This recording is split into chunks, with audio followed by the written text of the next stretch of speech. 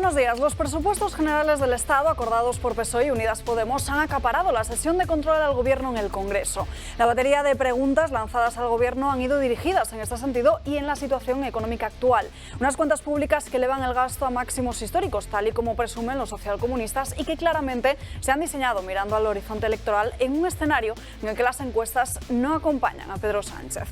Muestra de ese interés por revertir la situación es que el presidente del Gobierno ha pedido comparecer la semana que viene en el Congreso y en el Senado, donde tendrá un nuevo cara a cara con Alberto Núñez Feijóo, aunque al del PP no le hace falta tener escaño en la Cámara Baja para que el socialista no deje de lanzarle reproches y acusaciones. Acusaciones y frases hechas para titulares que le sirven de cortina de humo para evitar hablar de esos 27.000 millones de euros que dispone de más este año por el aumento de la inflación y que deberían estar en el bolsillo de los españoles, pero que se destinan a su despilfarro ideológico.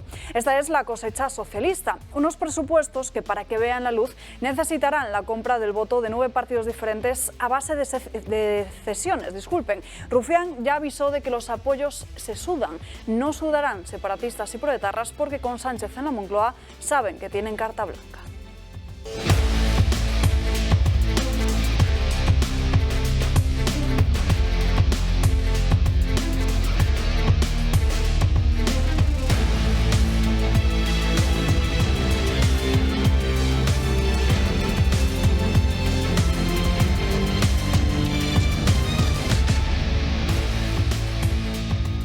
Muchos asuntos de los que hablar y debatir aquí en Dando Caña. Saludamos a los invitados que nos acompañan hoy. Isaac Parejo, muy buenos días. ¿Qué tal? Buenos días.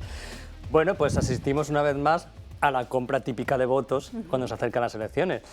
Y no solo del PSOE, esto lo hacen todos los partidos políticos. Ya empezamos con la bajada de impuestos, con pues ahora hemos visto que van a subir un 8,5% las pensiones, que si el cheque bebé, que si los 400 euros para los jóvenes que cumplan 18 años. Y lo que me preocupa es que no piensan irse, porque yo me acuerdo que Zapatero ya dio por fin liquidada la legislatura y dijo, pues no voy a hacer nada porque me quiero ir. Este señor, viendo lo que está haciendo, se ve que pretende ganar las elecciones y pretende seguir en la Moncloa. Así que veremos qué pasa, pero de momento vemos un despilfarro como nunca antes hemos visto, en miles de millones dilapidados. Todavía tenemos que saber lo que le van a dar a Irene Montero, que es lo que a mí me gusta ver todos los años. El año pasado fueron 525 millones, el anterior 400, así que este año ya pues igual rozamos los 4 dígitos. Pues Mariano Callejo, muy buenos días. Pues buenos días. En el Congreso hemos tenido sesión de control esta mañana y es verdad que Pedro Sánchez se ha estado dirigiendo continuamente a Feijóo, que no estaba, porque Feijóo no tiene escaño, pero da igual. Él ha intentado pues, desacreditar al líder de la oposición, ha defendido sus presupuestos, que no tenemos que olvidar que son presupuestos para un año electoral. Es decir, el año que viene hay elecciones autonómicas, municipales y generales. Son unos presupuestos, unas cuentas públicas hechas a la medida para ganarse nichos de electores. Es decir, el más claro es el de los jubilados. Es decir, 10 millones de pensionistas en España a los que se les va a subir un 8,5% sus respectivas pensiones. Eso es con un guiño electoral clarísimo, pero se puede hablar de los jubilados como se puede hablar también de otros muchos sectores de la población que pues, van a ver cómo se van a ver beneficiados por las medidas del Gobierno pues, en un año en el que interesa su voto, claramente. Entonces, toda la estrategia del Gobierno, desde este momento, incluida la negociación que está pendiente con sus socios parlamentarios, va a ir dirigida pues, a contentar a cuantos más sectores sociales, mejor. Juan Antonio de Castro, muy buenos días. ¿Qué tal? Buenos días. Bienvenida de vuelta. No nos habíamos visto en estos días. No, sí, la verdad es que he decepcionado. No he podido seguir esta mañana todos los debates, he visto algún momento de ellos de rifirrafe. Sí, estamos, como bien decías, digamos, en un momento de presupuestos absurdos, propagandísticos, pura propaganda. Realmente es darle dinero a los grupos que piensas que van a servirte para los votos, sin tener en cuenta que no has deflactado el IRPF, por ejemplo, y que vas a hacer daño a todos. Y que lo podías haber hecho en lugar de embolsarte 27.000 millones, ¿no? Que luego ya sabemos muy bien en lo que se lo gastan. Yo creo que está desgastado este gobierno, pero cuidado, ¿no? A mí me da la sensación que este desgaste se lo está tomando todo el mundo con mucha tranquilidad. Y yo creo que cada vez más sonrisas en la cara de Sánchez y sus allegados, todos de pie, apoyándole. Bueno, la gente se da cuenta que algo va mal, pero no sabe muy bien. Y ahí yo creo que está el fallo precisamente de lo que debería estar haciendo el Partido Popular en particular y que ya hace Vox, en cierto modo, que es la lucha cultural, la lucha ideológica. No van a ganar las elecciones el Partido Popular si no la hace. Yo creo que piensan, me atrevería a decir, porque piensan que realmente la ola les lleva, y el tsunami te puede llevar, pero con mucho cuidado, porque se pueden dar vuelta a las tornas, y tú tienes que... Me acuerdo cuando ganó Isabel Ayuso. Isabel Ayuso ganó porque habló de libertad, habló de individualidad, habló de identidad, habló de lo contrario a lo que es el sistema gregario comunista en el que nos tienen metidos. Y no veo ese debate aflorar por parte del Partido Popular, para nada, y creo que es el debate central. O sea, la lucha es de ideas. La lucha es de ideas y la oposición también, parte de la oposición nos ha dado cuenta. Pero mira, una cosa, desde que llegó Alberto Núñez Feijóo a la presidencia del Partido Popular no ha habido un debate de ideas dentro de este partido. Es decir, el Congreso fue extraordinario por vía urgente, sin ponencia ideológica. No hubo debate ideológico, pero es que además en los congresos regionales que se han celebrado después, que ha habido unos cuantos, tampoco ha habido ponencia ideológica. Es decir, desde que ha llegado Feijóo, que hace ya 6 meses y pico, no ha habido ese debate ideológico que están reclamando muchos dentro del Partido Popular. Yo creo que lo reclaman. Porque hay un año electoral por delante que es necesario. Es necesario que el PP fije sus criterios y fije su programa y fije también pues, su batalla ideológica.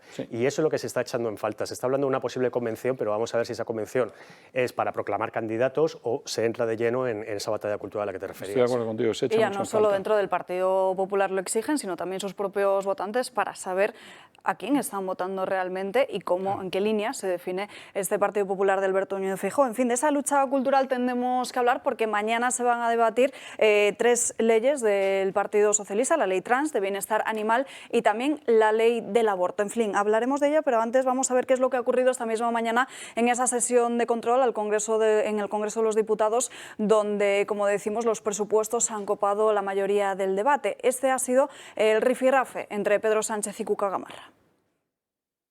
Estos son unos presupuestos sociales. Estos son unos presupuestos que protegen a la clase media y trabajadora de este país. Cuando ustedes gobernaron, subió la desigualdad, subió la pobreza. Los socialistas nunca han sacado a España de una crisis, eso sí, nos han metido en todas. Usted necesita el dinero, que es de todos los españoles, para comprar voluntades. Y ya se lo están recordando sus socios, que le van a hacer sudar. Y usted no tiene un problema con los brujos, ni con las meigas. Usted lo que tiene es un problema de ser un mal gobernante que es incapaz de resolver nada. Déjese de conjuros, de propaganda y de prejuicios ideológicos. Porque mientras distrae con los ricos, usted se dedica a desplumar a los trabajadores. Ha hecho largo, señora Gamarra, esta pregunta. Por tanto, señoría, mire, lo que demuestra una falta de empatía, Silencio, por favor. Falta de empatía es escuchar a su líder decir que es antiguo hablar de ricos y pobres. Lo antiguo, señoría, es bajar los impuestos a los ricos. Eso que hacen en el Reino Unido. Y por su parte, Vox ha acusado al Gobierno de empobrecer a España. Dice que la subida de impuestos está siendo un disparate, pero que claro, que con esta subida de impuestos el Ejecutivo se beneficia mucho más. Señoría, este es un Gobierno comprometido con la lucha contra la pobreza y especialmente la pobreza infantil.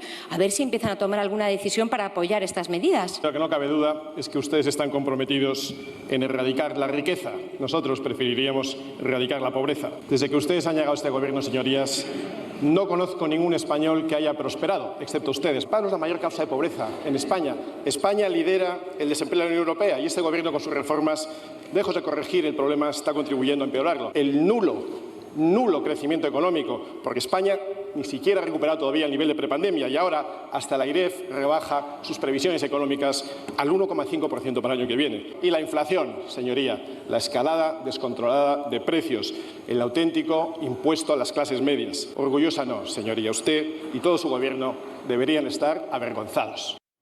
Decía Iván Espinosa de los Monteros que este Gobierno, con todas sus reformas, que lejos de corregir el problema, lo que está contribuyendo es a empeorarlo. Sí, pero es verdad que Sánchez está muy empeñado en ese discurso de ricos-pobres, que es un discurso de Podemos. De toda la vida, es decir, Podemos llega a la política y al Congreso de los Diputados pues con esa bandera de nosotros vamos a luchar contra los ricos y estamos con los pobres y tal, que es un discurso absolutamente populista. Claro, lo que ocurre es que al final las rentas medias se quedan fuera de esa dialecta, ¿no? de esa dialéctica que está utilizando Pedro Sánchez, ¿no? Entonces, porque las rentas medias son las que están están sosteniendo este país, son los que más están contribuyendo en el impuesto de la renta, para empezar, y que se ven fuera de todas las medidas que ha puesto en marcha el gobierno de Sánchez, ¿no? Entonces, ¿dónde quedan las rentas medias? Pues se quedan absolutamente desplazadas de ese discurso. Yo creo que es el problema que se está encontrando ahí el gobierno, pues dentro de hablar de ricos y pobres. Más allá de eso, pues claro, lo que está haciendo el gobierno pues es intentar contentar, como decía antes, a distintos segmentos, los jubilados, los funcionarios, los más jóvenes, tal. Vamos a ver si le funciona, porque lo que se echa de falta ahí son auténticas medidas para aliviar la presión de los precios en las rentas medias. Bueno, a mí esto que acabamos de ver entre Cuca Gamarra, Pedro Sánchez, Feijóo, a mí me parece una lucha de inválidos, sinceramente, es una lucha de inválidos, porque es que yo no me cansaré de decir que a este desastre nos han traído los dos. PP y PSOE. A mí lo de echarle toda la culpa a los socialistas, bueno, pero es que vamos a ver, hay un mantra que es repetido siempre, que yo lo he escuchado durante toda mi vida, es que los socialistas dan derechos y la derecha arregla la economía. Es mentira, las dos cosas es mentira. Ni los socialistas dan derecho, al contrario, los quitan y recortan libertades, ni cuando llega el PP arregla la economía ni arregla nada. Lo que hace es tapar algunos agujeritos y luego esconder la cabeza debajo de la tierra cuando los socialistas salen a la calle. Eso es lo que hace el Partido Popular toda la vida. O sea, provocar que luego lleguen los socialistas a destrozarlo todo de nuevo porque no son capaces de dar la batalla de las ideas. Y lo hemos dicho antes, si tú no das la batalla de las ideas y no tienes ideología, te va a salir los que tienen ideología y se te van a comer entero en la calle. Y eso lo he dicho siempre. Pero otra cosa más, ¿sabéis que a quién no van a beneficiar en los presupuestos? Porque hemos hablado de distintos colectivos, ¿no? De pensionistas, de jóvenes, etcétera. A quien no va a ir un duro es los autónomos. ¿Por qué? Porque los autónomos no damos votos. O sea, es que si tú le quitas dinero a un autónomo para dárselo a 10 indigentes mentales, tienes 10 votos. Pero si tú le quitas el dinero a 10 indigentes mentales para dárselo a un autónomo, tienes un voto. Entonces, ¿qué prefieres, un voto o 10? Entonces, claro, y yo quiero recordar también a Cuca Gamarra, que estaba ahí muy indignada con esa pelea de inválidos que acabamos de ver, que el PP, el Partido Popular, Feijóo, votó a favor de la reforma de los autónomos del gobierno.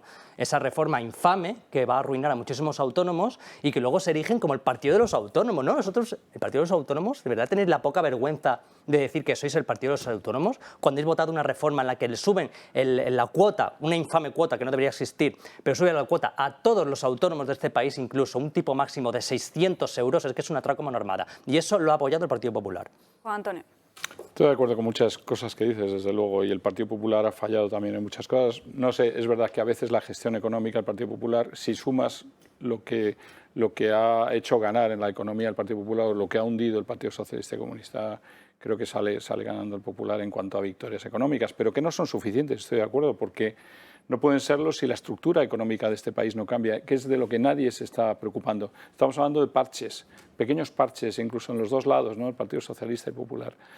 Están hablando de parches pequeños, de presupuesto, de tal, pero nadie habla de una reforma completa que haga que se genere trabajo para la gente. Es decir, aquí los mecanismos que puedan generar trabajo, vamos una y otra vez diciendo que hay menos desempleo, más desempleo, menos desempleo, pero nadie se mete en ver qué podemos hacer para que se cree realmente empleo, si es que hay que cambiar algo en nuestra estructura productiva, si es que hay que fomentar determinadas vías, si es que hay que reindustrializarse. Y todo ese debate no lo tenemos, ¿no?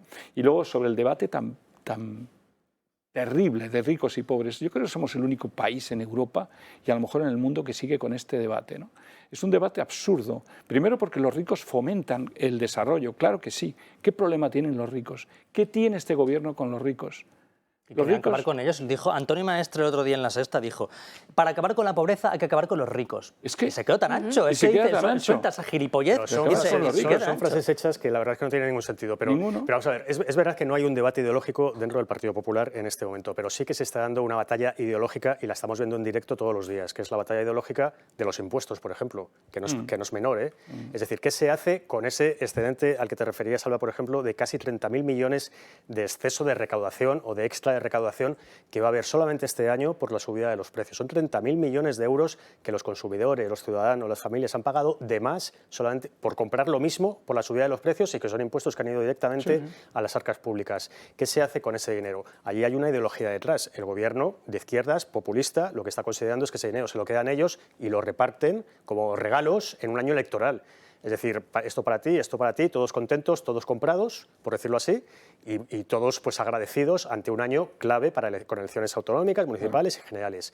Y hay otra parte de la población, hay otra parte política que considera que el dinero tiene que devolverse a los ciudadanos porque es suyo y que sean los ciudadanos los que decidan qué hacen con su dinero.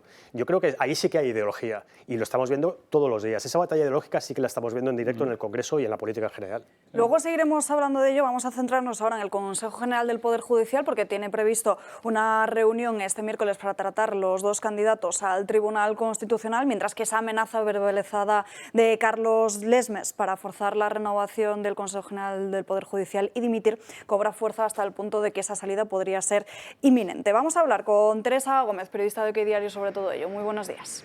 ¿Qué tal? Buenos días, Alba. Bueno, escribes hoy sobre que los vocales del Consejo General del Poder Judicial van a proponer un nombre para que sea el presidente si Lesmes finalmente dimite. Ese nombre es el de Rafael Mozo. Así es, porque de hecho ya la semana pasada Carlos Lesmes, ante su anuncio de dimisión ante los vocales, el jueves de la semana pasada fue la primera vez que él comunicó al Pleno, a los 18 vocales que actualmente conforman el Pleno, su interés de dimitir. Es más, les dijo, anuncié ya que iba a dimitir el día de la apertura del año judicial en semanas, y semanas no son meses. Y justo esta semana se cumple la última semana para que ya empiecen a contar los meses. Por lo tanto, se prevé que va a dimitir entre el jueves, viernes de esta semana. Esas son las fechas que manejan los vocales del Consejo General del Poder Judicial. A mí, por otro lado, me dicen que esto fue una decisión quizá muy apresurada tomada por el propio Carlos Lesmes y que ahora puede ser que se esté arrepintiendo y no sabe cómo dar marcha atrás, ¿no? Entonces, ante una posible dimisión, inminente dimisión que está por ver si va a ocurrir, yo creo que puede ocurrir porque ya lo ha dicho, aunque él se arrepienta, ¿no?, de haberlo anunciado, para presionar a los partidos políticos. Él lo que hizo fue encargar un informe al gabinete técnico del Consejo para que determinase cómo sería su sucesión en el caso de que dimitiese. El Consejo dijo que el sustituto de Carlos Lesmes sería el magistrado del Tribunal Supremo, Francisco Marín Castán, que es el magistrado más antiguo presidente de sala del alto tribunal, ¿no? Pero lo que dicen la mayoría de los vocales es que ya había un criterio establecido cuando se jubiló en 2019 el vicepresidente del Consejo General del Poder Judicial, Ángel Juanes, y que la sustitución del presidente cuando el vicepresidente no estaba se hacía de la siguiente manera. En el Supremo, quien le sustituía era, como bien dice la Constitución, el presidente de la sala más antiguo, este es Francisco Marín Castán, pero en el Consejo General del Poder Judicial, quien le sustituía tenía que ser el vocal de mayor antigüedad según el propio reglamento del Consejo, ¿no? Y en este caso era Valverde, que es un vocal que se acaba de jubilar, y ahora actualmente el más antiguo es Rafael Mozo, que es el que publicábamos en OK Diario y el que debe sustituirle en el Consejo. Por lo tanto, a mí me dicen que 17 de los 18 vocales que actualmente conforma el Consejo se reunieron ayer para debatir sobre este tema y van a proponerle a Lesmes que si dimite el jueves o el viernes de esta semana, quien le sustituya en el Consejo no sea este magistrado del Tribunal Supremo, Francisco Marín, quien le sustituya también en el Consejo, sino que simplemente le sustituya en el Supremo por una razón muy sencilla, y es porque Francisco Marín ni siquiera forma parte del Consejo, porque ni siquiera es vocal del Consejo. Por lo tanto, no tiene sentido que esta persona presida un pleno del Consejo cuando no forma parte de este organismo. Eso por un lado. Luego yo he preguntado, si dimite el presidente, ¿qué pasa, no? Se desmorona el Poder Judicial, porque veníamos a miembros de Podemos y del Partido Socialista, pero más a miembros de Podemos como Echenique y compañía, frotándose las manos pensando que han podido abolir el Poder Judicial, ¿no? A mí lo que me dicen fuentes judiciales y fuentes precisamente del Consejo General del Poder Judicial es que el funcionamiento va a ser exactamente igual que cuando estaba el presidente, Carlos Lesmes. Ellos han comprometido el resto de vocales en no dimitir. Es verdad que los vocales llamados conservadores van a cumplir, y estoy segura que van a cumplir con su promesa. a lo mejor quizás los vocales progresistas puede ser que a la larga no terminen cumpliendo con esa promesa de no dimitir. Sabemos que la dimisión en bloque no habría cabida para ello porque sería un delito, pero sí que pueden ir dimitiendo de manera individual. Aún así, aunque el Consejo General del Poder Judicial se quede con 10 vocales, que son los conservadores, continuaría funcionando a través de una comisión permanente. Por lo tanto, ni mucho menos peligra la estabilidad del Poder Judicial. Teresa, ¿quién es Rafael Mozo? Porque estamos hablando de un vocal elegido a propuesta del Partido Socialista, pero que no le ha temblado en ningún momento el pulso a la hora de enfrentarse al Gobierno. Sí, Rafael Mozo es uno de los vocales, cierto es que fue elegido en su momento a propuesta del Partido Socialista. Ahora mismo, como bien digo, sería el presidente del Consejo por ser el vocal más antiguo de mayor edad del Consejo, pero es cierto que nunca le ha temblado el pulso cuando ha tenido que enfrentarse al Gobierno. Es un magistrado de la Audiencia Nacional y cuando se anunció que se iba a atar de pies y manos al Consejo General del Poder Judicial y se le iba a prohibir realizar nombramientos mientras estaba en funciones, una medida que recordemos que anunció primero el exministro Campo, él públicamente dijo que él no iba a acatar esa medida y que creía que el Pleno tenía que seguir haciendo nombramientos y firmó esa queja que firmaron conjuntamente algunos de los vocales, la mayoría conservadores. Pues en esas firmas aparecía también la de este vocal progresista. Teresa Gómez, muchísimas gracias por estar con nosotros en directo. Te seguimos leyendo. Muchas gracias, Alba.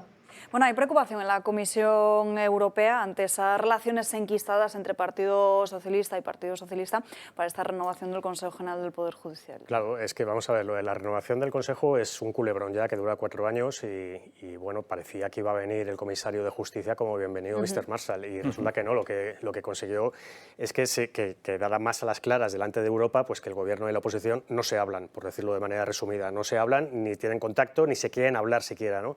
Ni hay intención en cambiar el sistema de elección. Ni hay intención por parte del Gobierno de nada. También lo que se vio es que el comisario de Justicia de la Unión Europea estaba más cerca de la posición del PP que del Gobierno, eso es verdad, porque el comisario llegó diciendo que había que cambiar también el modelo, no ahora para renovar el actual Consejo General del Poder Judicial, pero sí en el futuro.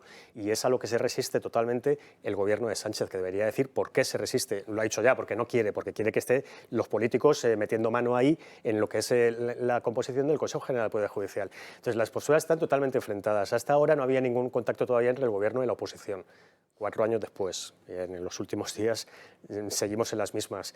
Y bueno, pues hemos visto la crisis que se está organizando ahora en el Consejo con la posible dimisión de Lesmes o inminente dimisión de Lesmes, y vamos a ver porque no tiene ninguna pinta de que esto se vaya a desbloquear. Yo creo que nos vamos a ir así hasta final de legislatura. Sí, desde luego.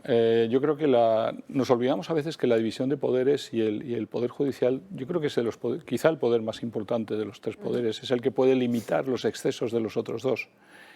Y muchos medios tienden a hablar de esto de manera muy frívola y luego sobre todo ideologizada, ¿no? Que estos conservadores y los otros progresistas y las malditas asociaciones y esto, pues no, yo creo que eso habría que pensarlo con el tiempo, ¿no? Pero desideologizar el Poder Judicial, eso habría que hacerlo. En esa línea, la visita creo que era el comisario Reinders, ¿no? Me parece que es. La visita de Reinders no arregla nada, está claro.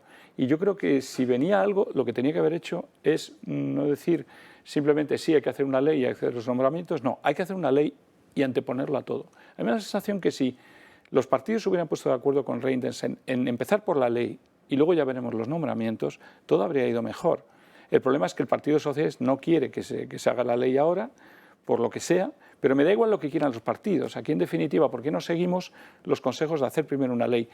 Y luego ya no podremos quejarnos de cómo son elegidos los jueces. Entonces creo que ahí hemos perdido una posibilidad, ¿no? Y desde luego de la justicia no podemos hacer política. La justicia es la justicia y dejémosla en paz, desideologizarla y crear y hacer esa ley. ¿Por qué no quieren los partidos arrancar con esa ley? ¿Por qué hay tanto enfrentamiento entre los dos en este momento? ¿Por qué no se puede hacer la ley antes de los nombramientos? Pero de todas formas, es una cosa que no acabo de entender. De todas formas, a ver, a mí que venga un comisario de la Unión Europea a decirnos cómo tenemos que hacer las cosas, sí, ya, a mí de entrada no me gusta. Sí. O sea, no me gusta, no hace falta que nos venga ningún comisario. Yo creo que el Gobierno y el Partido Popular se tienen que poner de acuerdo por sí mismos, que se sienten, que ya son mayorcitos, que están ahí desde hace mucho tiempo, que les estamos pagando dinero para que se pongan de acuerdo y que hagan este tipo de cosas y que lo solucionen de una vez. Claro. Entonces, que vengan de fuera, ya sea de Bruselas o de Berlín o de donde sea, a decirnos hay que portarse bien y esto es lo que tenéis que hacer, a mí no me gusta. Entonces, lo que pasa es que el comisario lo que quería ver es qué está pasando en España, ¿no? Yo creo que era más una idea para llevarse a la Comisión Europea y la imagen que hemos dado es absolutamente lamentable. Yo creo que venía más a observar. El gobierno de España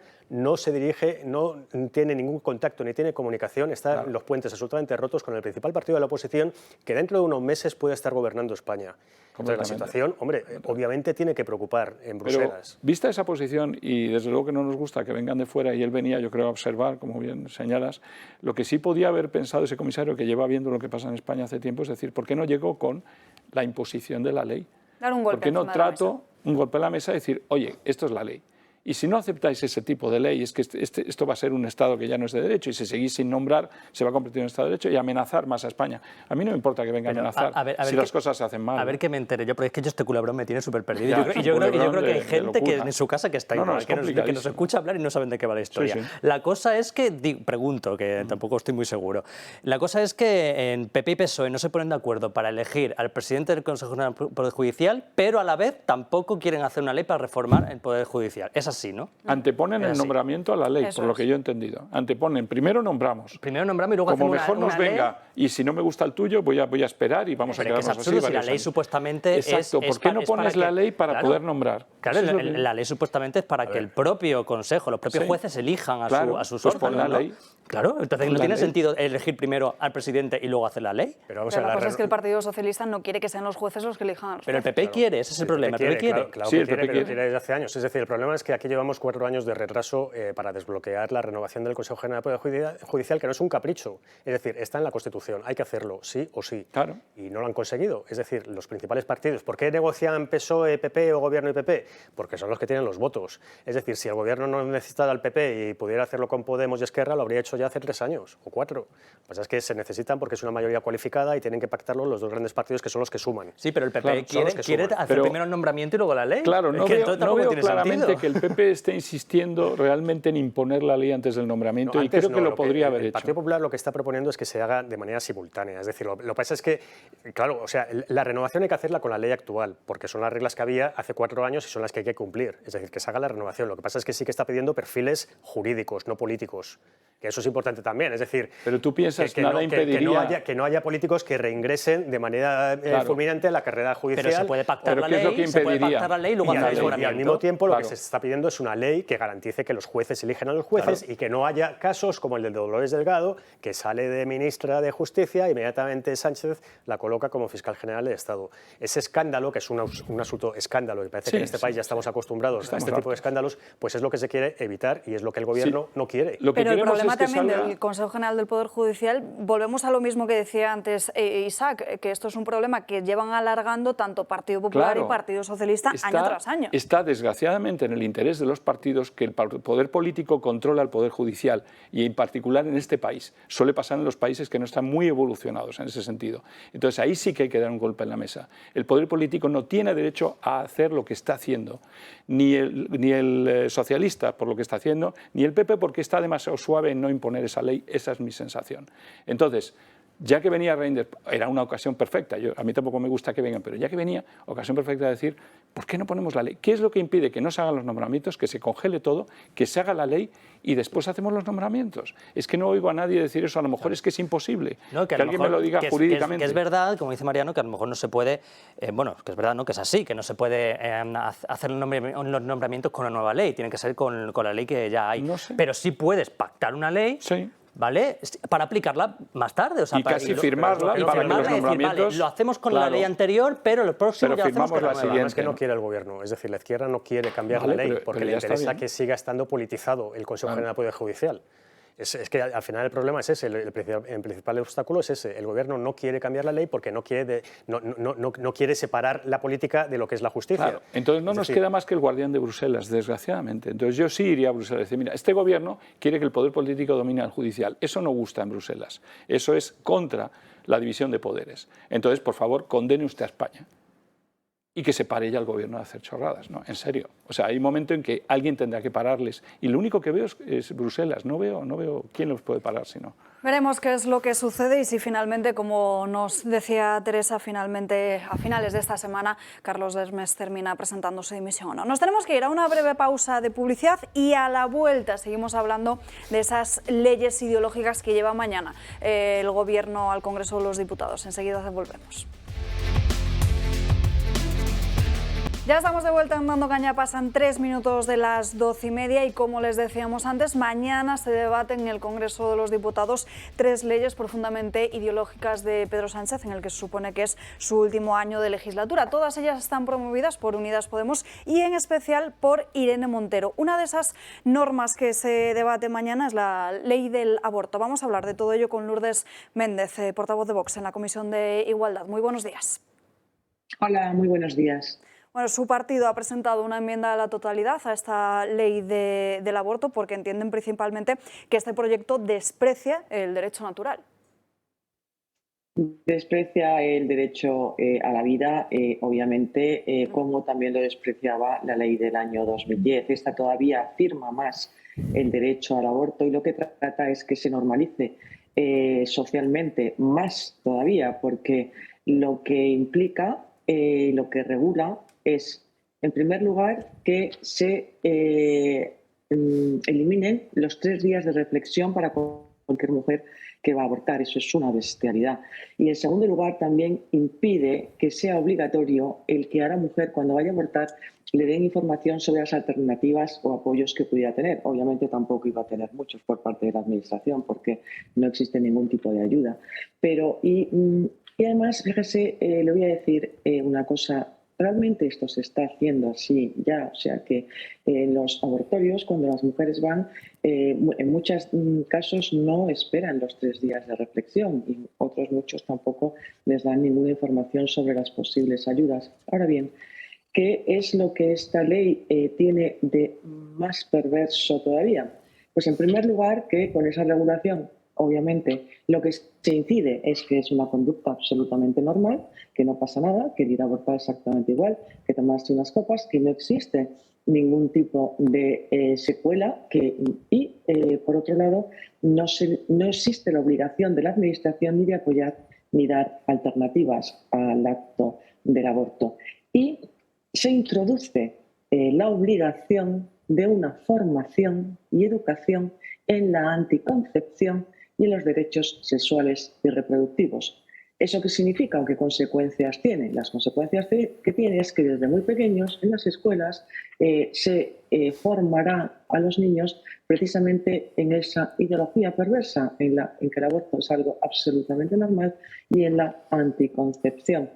Y por último, por no extenderme mucho más y esperar a que me pregunte, también lo que hace es que estigmatiza a todos los sanitarios, porque lo que hace o lo que regula es que se deban de inscribir en una especie de registro todos aquellos sanitarios que estén en contra de realizar los abortos. ¿Esto qué es lo que significa o qué es lo que produce?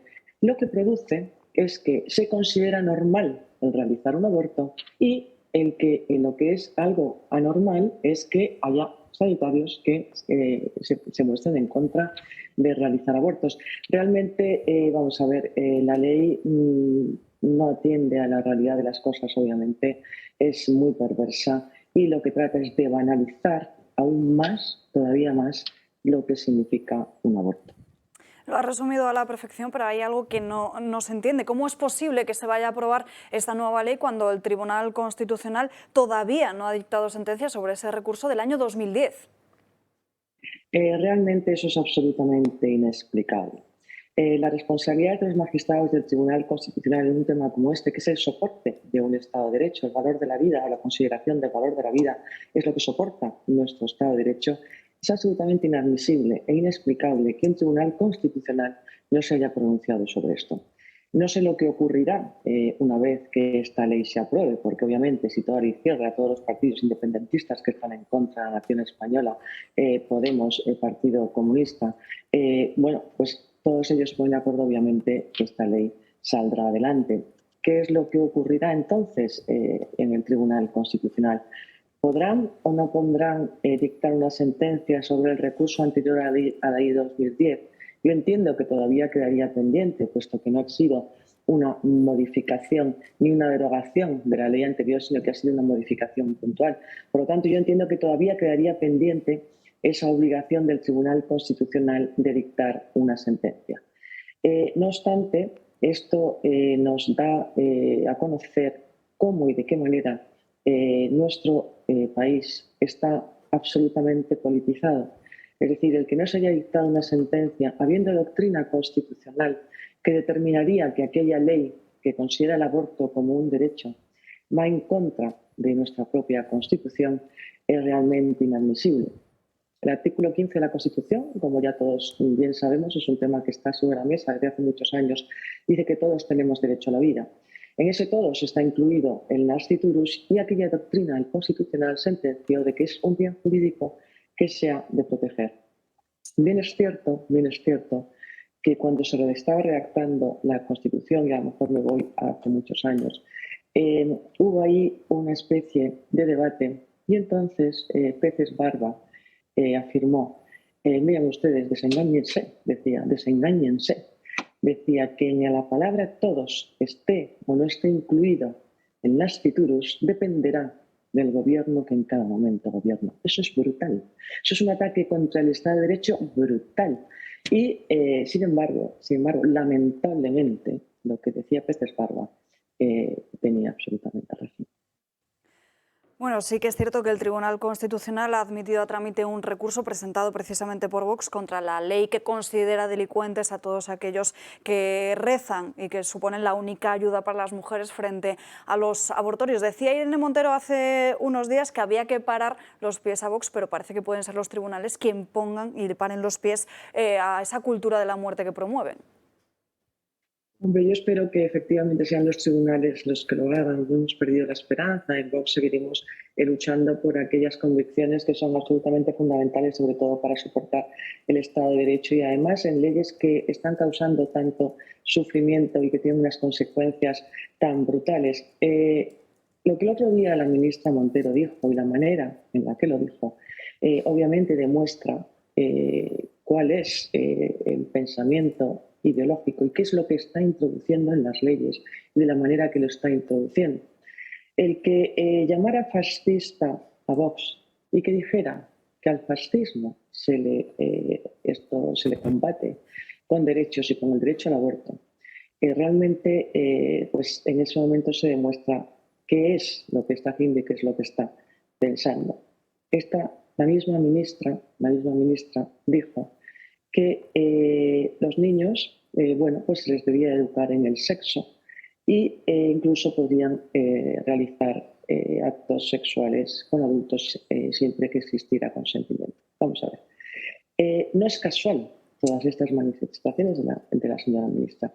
Llama fascistas a quien defendemos la vida. Llama fascistas a quien estamos defendiendo con la palabra y con los recursos ante los juzgados, a los que estamos defendiendo la vida del más vulnerable. Mete en la cárcel a las personas que ayudan y que dan alternativas a esas mujeres que van a abortar y que no tienen ningún apoyo, ninguna ayuda y el Estado las deja solas. Llama delincuentes a esas mujeres que una vez que a esas personas que apoyan a esas mujeres que una vez que han abortado necesitan una mano amiga para que puedan curarles esa herida. Por lo tanto, ¿de qué estamos hablando? Estamos hablando de dos visiones distintas, absolutamente diferentes. Es decir, defendemos la vida de quien está imponiendo una legislación de muerte. Está imponiendo una legislación de muerte. Es decir, el tema que ahora mismo en España se está produciendo con esta legislación no es un tema en el que uno se pueda poner de perfil. Es absolutamente fundamental lo que está pasando, sobre todo porque además de que ya se está legislando sobre la eutanasia, sobre la normalización y el derecho al aborto, ¿cómo va a ser un derecho el matar a un ser humano? Una vez que se está legislando así, pero es que se está introduciendo en la educación de los más pequeños. Es absolutamente perverso. Pero ya estamos viendo cómo le podría enseñar guías, por ejemplo, de educación primaria de 0 a 6 años, que se están introduciendo en Valencia, por ejemplo, tengo todas las guías, Y allí se está, lo que se enseña, por ejemplo, es, vamos a conocer nuestro propio cuerpo, se hace por parejas, niños de 0 a 3 años, con los adultos delante, viendo las sensaciones que tienen unos y otros en el momento que se tocan los cuerpos. Es decir, la hipersexualización que se está intentando realizar en las aulas es absolutamente perverso. Y, por lo tanto, pero la hipersexualización, el desequilibrio que se va a producir en los pequeños cuando a los niños de 12 años se les diga que pueden elegir su sexo, que eso no se nace con un sexo determinado, sino que es un tema cultural, por lo tanto lo podrán elegir. El desequilibrio que va a producir en esos niños no es casual, por lo tanto, la intención de todas estas leyes, como usted bien ha dicho, el próximo día también se va a poner, existe el debate sobre la ley trans. Toda esta legislación viene de unas ideologías absolutamente perversas que vienen de un globalismo cultural que está incluso unido al marxismo cultural para destrozar la cultura humanista, que es la base del progreso de Occidente.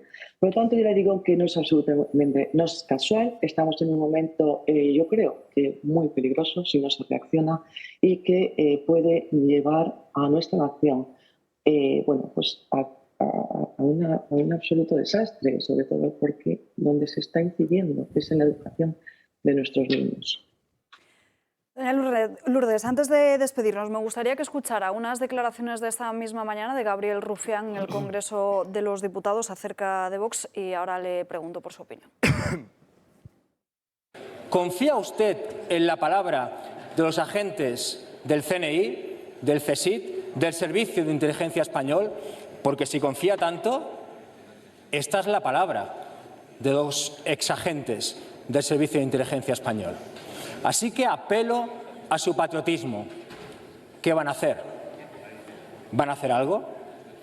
Porque hoy en día seguramente el actual rey no necesitaría quizá hacer lo que hizo el de antes, porque hoy en día Tejero no entraría aquí con una pistola, entraría con un acta de diputado. De hecho hay 52.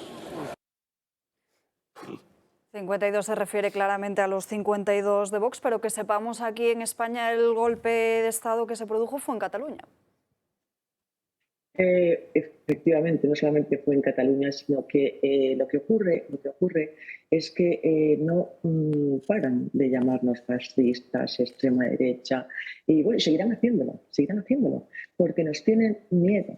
Porque tienen miedo a las personas que están desvelando sus motivaciones, sus objetivos, porque nos tienen miedo porque decimos la verdad, tienen miedo a nuestra palabra. El otro día, exactamente igual que el señor Rufián, la señora ministra dijo que ejercíamos violencia política, cuando lo que se está ejerciendo es violencia de Estado, violencia desde el Estado, se está ejerciendo una verdadera crueldad institucional. Y con un presidente Sánchez que está pactando con lo peor, con quien quiere destruir a España. Por lo tanto, no me extraña que digan y que afirmen estas cosas, aunque es absolutamente repugnante, pero no me extraña, porque les da mucho miedo. Nuestra arma es la palabra y la razón, y también los juzgados. Pero, bueno, nosotros no imponemos como ellos, no imponemos. Pero sí que proponemos y sí que estamos enseñando un camino diferente a toda esta barbaridad. Vamos a ver, no puede coexistir un gobierno comunista con un gobierno democrático. No puede coexistir, nunca ha podido coexistir. Por lo tanto, nos estamos jugando nuestra forma de Estado, nos estamos jugando mucho. Y nosotros lo que queremos es convencer a los españoles en el momento complicado en el que estamos, quién nos está gobernando y quién tiene esto, pues eso, el señor Sánchez, quién tiene de aliados en el gobierno de España, que desde luego no es nadie que esté gobernando a favor de los españoles. Lourdes Méndez, muchísimas gracias por estar con nosotros en directo. Un abrazo. Muchas gracias a vosotros. Bueno, antes de que tratemos la cuestión del aborto, si queréis hacer una pequeña valoración sobre esas palabras de Rufián. Sí, a mí me va a encantar el día que llegue de verdad un partido fascista a España, a ver cómo llaman a Vox, ¿no? Porque yo creo que esta gente está un poco desubicada de lo que es el fascismo, el nazismo, etcétera. Pues el día que llegue un partido tipo como en Grecia, Amanecer Dorado, que eso sí era un partido fascista, me va a hacer gracia ver a Rufián, a ver qué dice. Pero bueno, vemos a Rufián. Rufián es el diputado tuitero por excelencia en el Congreso. Desde que llegó, hace años ya, se le da muy bien tuitear. Eso hay que reconocerlo, que tiene ahí un don o un talento que tuitea muy bien, es muy ocurrente, se le ocurren cosas así como muy graciosillas y tal. Esta es una de ellas, ¿no? Claro, tiene que ser muy difícil intentar superarte día a día, ¿no? Entonces, a ver, uy, ¿qué se me ocurre para intentar llamar la atención en unos caracteres así que quepan en un tuit?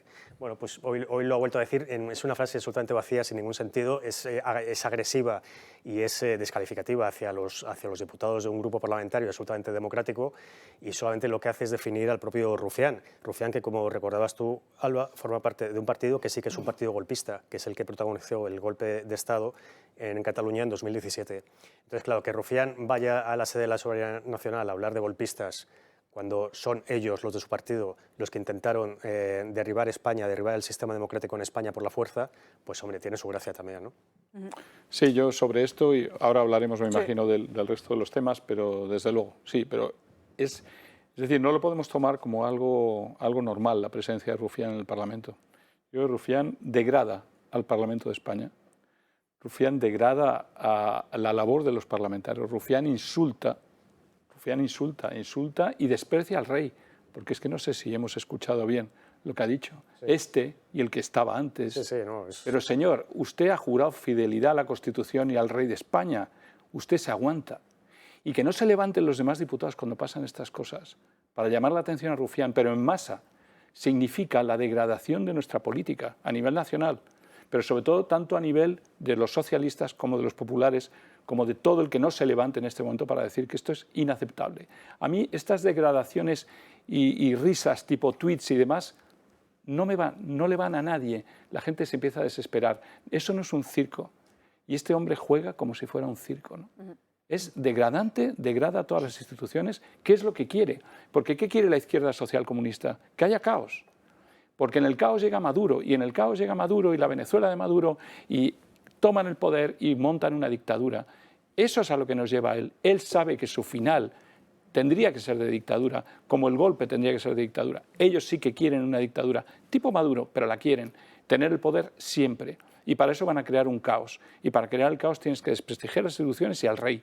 Y me parece aberrante que los demás políticos, que son, creo yo, algo de inteligencia para parar esta broma, creo que nos lo tomamos todo demasiado a broma y que por eso a España le va así.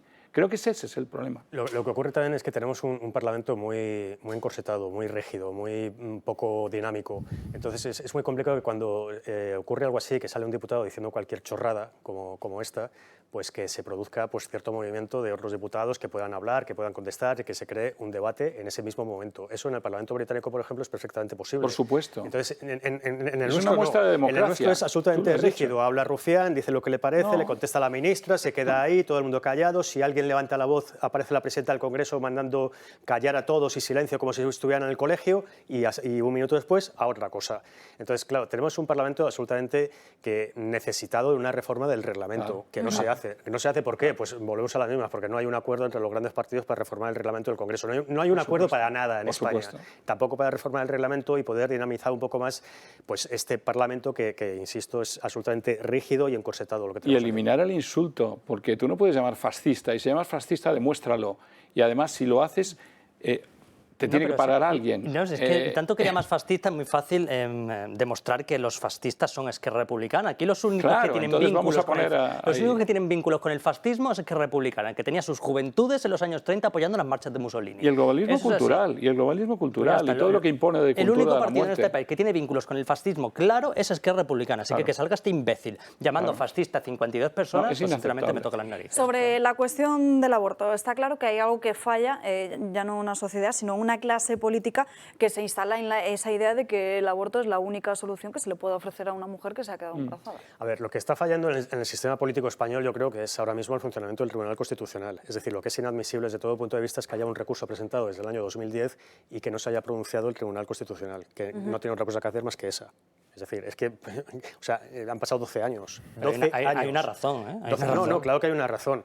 Están esperando a que se renueve el Tribunal Constitucional para que haya una mayoría progresista y dictaminar de una manera absolutamente tendenciosa hacia ese lado. Entonces están esperando a eso. Habrá sentencia en cuanto haya renovación del Tribunal Constitucional. O sea, es que alguien tiene alguna duda de eso. Y entonces, pues han pasado 12 años. Han pasado 12 años porque la mayoría que había no se ha atrevido, y esa es la realidad, no se ha atrevido a dictaminar de una manera concreta, que es en contra de la ley que se aprobó entonces. Entonces no se ha atrevido, eso hay que decirlo así. Y entonces están esperando a que se produzca una renovación en el Tribunal Constitucional, que cambien las mayorías y que esa mayoría progresista pues sí que se atreva, porque siempre se atreven, a hacerlo a su manera. Y bueno, será cuestión de tiempo. ¿Te das cuenta que es de nuevo manipular a la justicia y tratar el poder político de imponerse sobre el poder judicial? Y ahora lo espero y ahora lo guardo para después. Pero un momento, si la ley es la ley.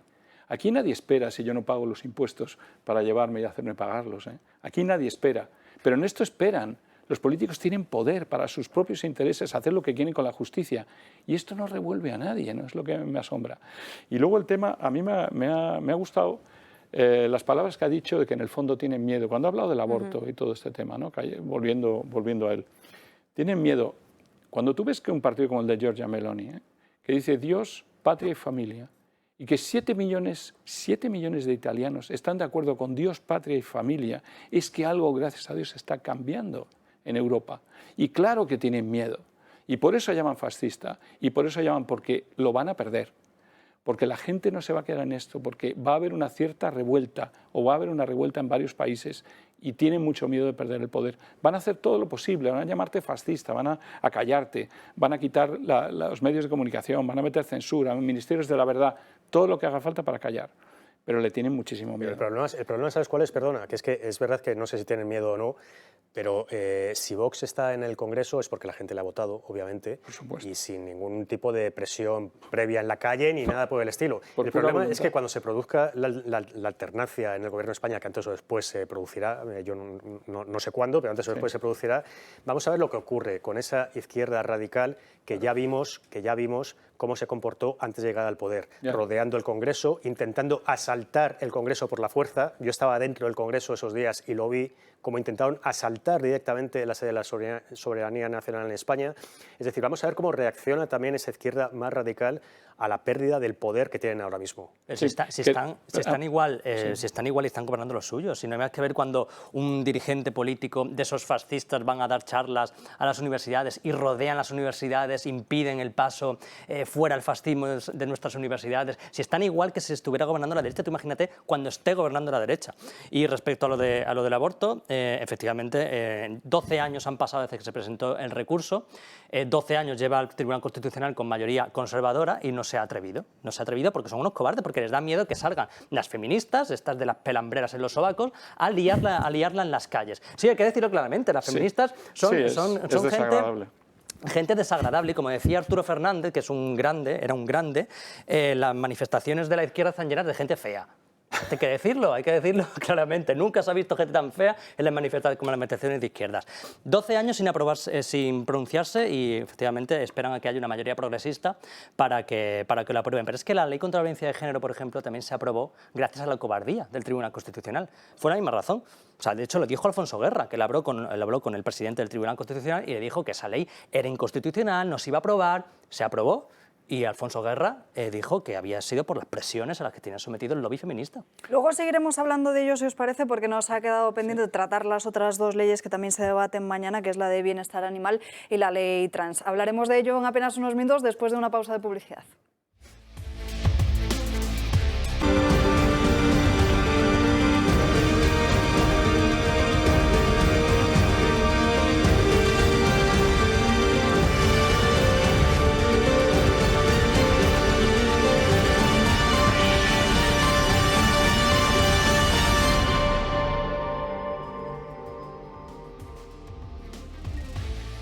Este fin de semana Viva 22, que para los que no puedan acudir, el sábado desde las 6 de la tarde podrán ver todos los actos que realice Vox en esta casa en directo, y el domingo Dando Caña se traslada hasta el Mad Cool para ofrecerles un programa en directo desde allí y ver todo lo que sucede de primera mano, donde además este fin de semana también va a estar Isaac Parejo. Sí. El sábado, sobre las 8:30, 9, todavía no estoy seguro, dentro del plan de los conciertos, vamos a actuar los Meconios y yo en un mini concierto que vamos a hacer. Y ahí os quiero ver a todos porque va a ser espectacular. O sea, tenemos preparado un show impresionante. Ya me han dicho muchísima gente, bueno, eso se va a llenar, o sea, va a ser impresionante la gente que va a venir a verlo. Así que ahí os espero a todos a darlo todo en el mini concierto que vamos a hacer. El sábado a las 10. El sábado a entre las 8:30 y las 9. 8:30 y 9. Va a ser, bueno, ¿vale? Pues guárdanos 2 asientos para Ana Gullo y para mí. Ana, muy buenos días, Crónicas de Manicomio. Muy buenos días, Alba. Hoy quería empezar con una pregunta, porque ya que estamos así en Crónicas últimamente, ¿qué es lo que necesitan los jóvenes españoles hoy en día? Para poder darle a los espectadores la mejor respuesta posible, voy a hacer un breve repaso a la situación que vivimos en la actualidad. Estamos en una economía donde el IPC se sitúa en el 9% y los precios están más caros que nunca. Hacer una tortilla de patatas, un básico de la alimentación española, es un 30% más caro que el año pasado. Y no es lo único que ha subido. Hay vecinos en Logroño que han decidido no poner la calefacción este invierno por los precios, teniendo en cuenta además que las hipotecas han incrementado en un 35% con respecto al año pasado, por no hablar del paro. El total de desempleados se sitúa en unos 3,5 millones de parados, según el análisis del sindicato USO, y España alcanza la tasa media de paro más alta de Europa en un 12,4% frente a la media europea, que es del 6%, es decir, el doble respecto a la eurozona. A modo de recordatorio, el desempleo juvenil alcanzó este verano una tasa del 28%, según datos presentados por la Organización Internacional del Trabajo, siendo la tasa global de desempleo juvenil del 15%. Porque los jóvenes ya no tienen motivación ni para estudiar. El 28% de los jóvenes españoles no tienen terminado el bachillerato o la FP, ostentando el porcentaje más alto de la Unión Europea según la OCDE. Pero según Íñigo Errejón, lo que necesitan los jóvenes hoy en día de forma urgente es esto. Es importante tener la capacidad de proteger a los jóvenes españoles y para eso instamos al Gobierno a que adopte la legislación necesaria para que las plataformas, en este caso Instagram, indiquen cuando una imagen está manipulada o está retocada para reflejar un cuerpo que es un cuerpo resultado de la manipulación de la imagen, no es un cuerpo real. Y por tanto, para que cuando los jóvenes cada vez a edad más temprana se enfrentan a las imágenes en las redes sociales, se enfrentan a imágenes de otros cuerpos en las redes sociales, si esas imágenes están retocadas, la plataforma tenga que avisar. Va a tener que revisar Instagram cada publicación para indicar cuando una imagen está retocada, ya lo hace. Por ejemplo, ya lo hace cuando una publicación contiene un pezón. Cuando una publicación contiene un pezón, automáticamente Instagram lo bloquea, baja el contenido y además informa de por qué. Hablando de pezones, es que no tengo otra, no sé ni por dónde empezar. Sobre todo luego hacía unas declaraciones en Twitter indicando que 400.000 jóvenes en España sufren trastornos de conducta alimentaria relacionada con la reproducción de los cánones de belleza inalcanzables a mundos falsos y estereotipos, que esto está muy bien, pero es que la anorexia no la ha creado Instagram. Y la anorexia no viene por Instagram, la anorexia data, con lo que he podido investigar, por lo menos del siglo XIX. Pero, entonces, ¿está bien luchar contra la anorexia y fomentar la obesidad, como hacen ellos? Porque ellos están continuamente fomentando los cuerpos no normativos y la gente gorda, o sea, que están constantemente haciéndolo. Sí, se van como al otro lado. Claro, el último cartel del verano de la igualdad, ¿no? Que aparecía el Body Positive, la campaña. Body Positive, las personas con obesidad, en las series, no sé. Es que no entiendo, sinceramente, la posición de este gobierno de querer ahora regular los filtros de Instagram. ¿Hay algo lo que no quieran regular esta gente? Exactamente, es decir, Instagram, podemos tener nuestras cuentas personales cada uno, pero si a mí me da la gana de poner 14 filtros y retocar mis imágenes 8 millones de veces, ¿por qué tiene que venir este señor a decirme que no lo haga o a decirme que lo indique? No me da la gana, señor. Errejón. Sí, que yo subo la foto que me da la gana dentro de lo que significan las leyes, por supuesto, en este país, y el respeto a los demás, y para no siempre que no suponga ningún tipo de violencia y todas estas historias, ¿no? Pero yo pongo las fotos que me da la gana y como me da la gana. Entonces, es una especie de obsesión de esta izquierda de intentar inmiscuirse en nuestras vidas en todos los aspectos. Cómo debemos ser, qué debemos comer, cómo debemos vestirnos, cómo deben ser nuestros cuerpos, qué debemos hacer en Instagram, que ya es el colmo. También nos tienen que decir cómo tenemos que actuar en las redes sociales. Una cosa que a mí me resulta graciosísimo es que quiera regular esto, los filtros de Instagram, y luego salga lo que hablaba de antes, de la foto del verano de la igualdad, una foto completamente retocada por todas partes. O sea, una señora sin pierna le ponen una pierna, una persona gorda le ponen más gorda, una persona con dos pechos le ponen uno. O sea, es increíble. Quieren regular una cosa y luego hacen totalmente lo contrario, que es retocarlo por todos sitios. Pero claro, en este caso retocar para poner a la gente gorda. Retocar para ponerte gordo, eso sí. Totalmente. Retocarte para quitarte michelines, no. Pero es más preocupante todavía, porque ha habido unas declaraciones del primer ministro de Nueva Zelanda, que es justamente en este sentido. Ha dicho algo increíble, pero hace como 24 horas. Habrá que limitar la libertad de expresión en las redes sociales. Cortar incluso la libertad de expresión podría ser importante llevarlo a cabo por el problema que hay en las redes sociales de que se dice cualquier cosa. Es una declaración auténticamente del dirigente nazi más impresionante que pueda haber, porque cortar la libertad de expresión, ¿se da cuenta este hombre que es primer ministro de Nueva Zelanda, que está hablando de quitarnos la libertad? Eso lo dijo Carmen Calvo hace un par de años. No, o sea, que va a ser necesario porque las redes dicen lo que quieren. Pues que digan lo que quieran. Es que eso es la libertad. Como si no tuviéramos censura. Y la famosa desinformación, oye, pues toda la vida se ha desinformado. O es que un periódico antiguamente no decía que había entrado el Gobi por la escuadra y había entrado por debajo, y es desinformación. Pero bueno, pero es que además no tenemos otros problemas en este país que los diputados tengan que enfrentarse a ellos y poner soluciones y que nos planteen soluciones. Es decir, que Rejón se dedique a buscar soluciones para la subida de los precios, que la gente lo está pasando fatal, que no llega a final de mes, la cesta de la compra, los impuestos. Es decir, que los diputados están para eso también. Y ya puestos a pedir transparencia, que él lo pide transparencia en Instagram, ¿no? Que se indique absolutamente todo. Hombre, que tenga transparencia también, por ejemplo, con sus becas y con todo lo que tiene que ver con su actividad académica y profesional, pues que la verdad habría venido bastante bien antes de que llegara al Congreso de los Diputados. Él alega que hay 400.000 jóvenes que sufren anorexia, pero es que hay 3,5 millones, o sea, que hay problemas reales muy cercanos, 3,5 millones de parados, el desempleo juvenil, o sea, son tasas que, como he mencionado, superamos a la Unión Europea incluso más del doble. Es que y estamos centrándonos en minidades que son importantes también, pero que además lo que he podido estudiar, la anorexia es un trastorno psicológico, es un trastorno de una conducta, pero ya a nivel mental. Claro. O sea, no es porque tú veas un filtro de Instagram o veas un body positivo, o sea, te va a cambiar de toda hablabas de 28%, pero es que en Extremadura llega al 40%, que depende de las autonomías, es la media española. Y eso es muy grave, es que estamos en una situación que ya no es que superemos a la Comunidad Europea, es que le ganamos por goleada en eso. Se me ha olvidado lo que iba a decir. Vale, suele pasar en Crónicas porque nos dejan sin palabras.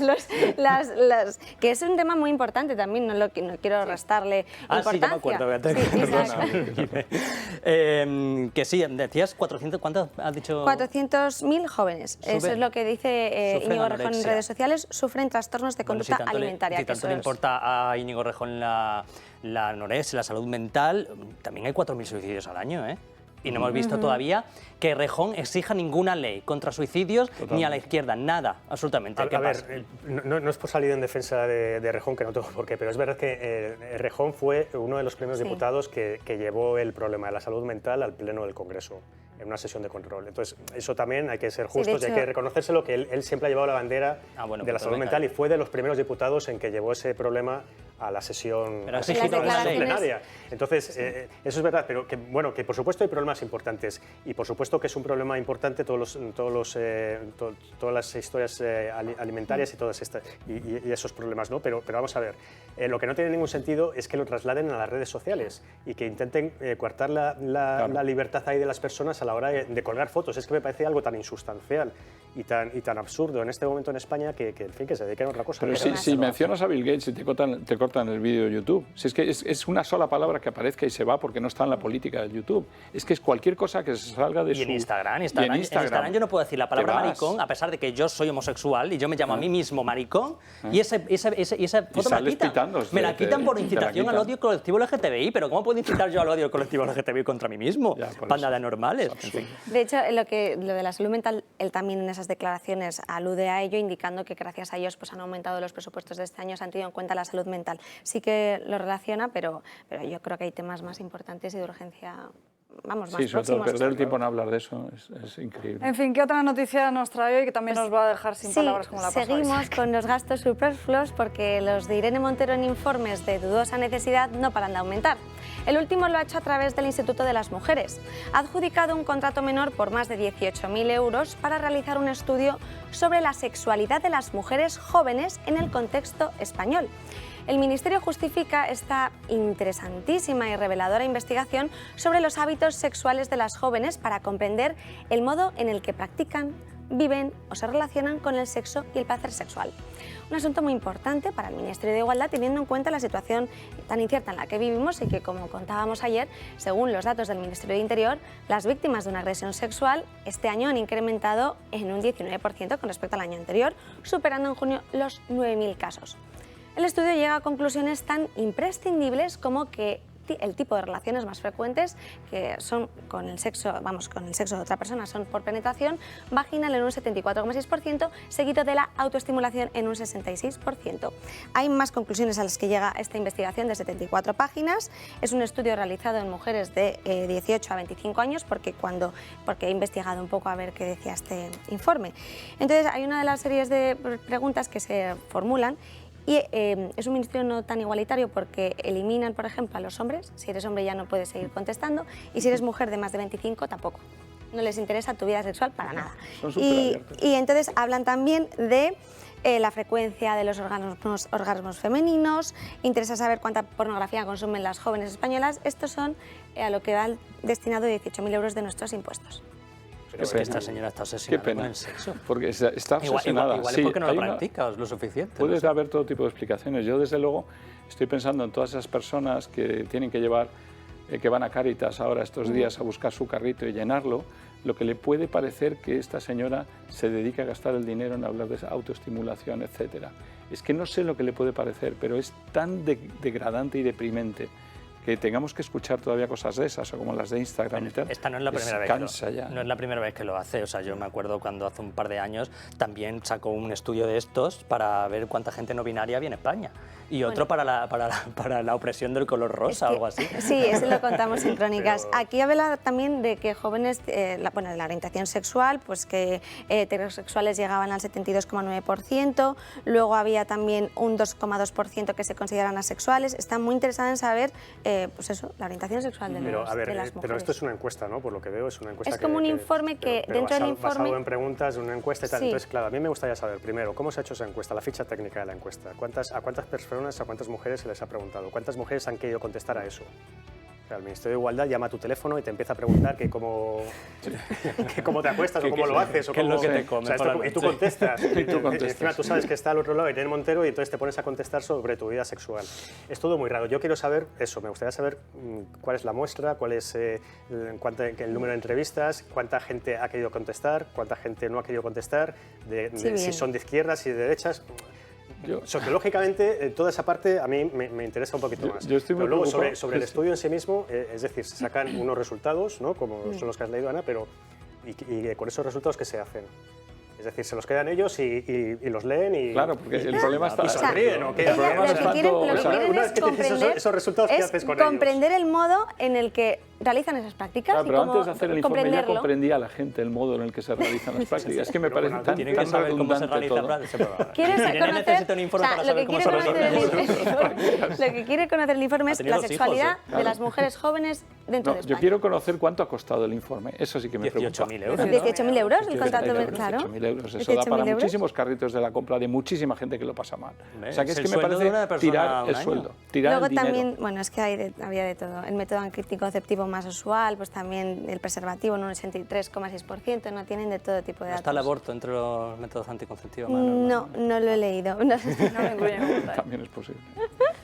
En fin, Ana Agulló, muchísimas gracias por estas crónicas de Manicomio. Nos vemos mañana con más asuntos. Antes de seguir tratando de diferentes cuestiones, les recuerdo que hoy a las 7:30 de la tarde, si no me equivoco, Julio Ariza está en Murcia. Se ha llevado a Josep María Francas, que como ven tampoco está hoy aquí con nosotros. Para inscribirse, ese número de teléfono 91 616 24 64. Primero dará esa conferencia a las 7:30 y luego a las 9:30 podrán cenar tanto con Julio como también con Francas en el casino. Atención, porque el casino es entrada libre hasta completar aforo, pero la cena se gestiona y se reserva únicamente a través de ese número de teléfono que están viendo en sus pantallas, 91 616 24 64.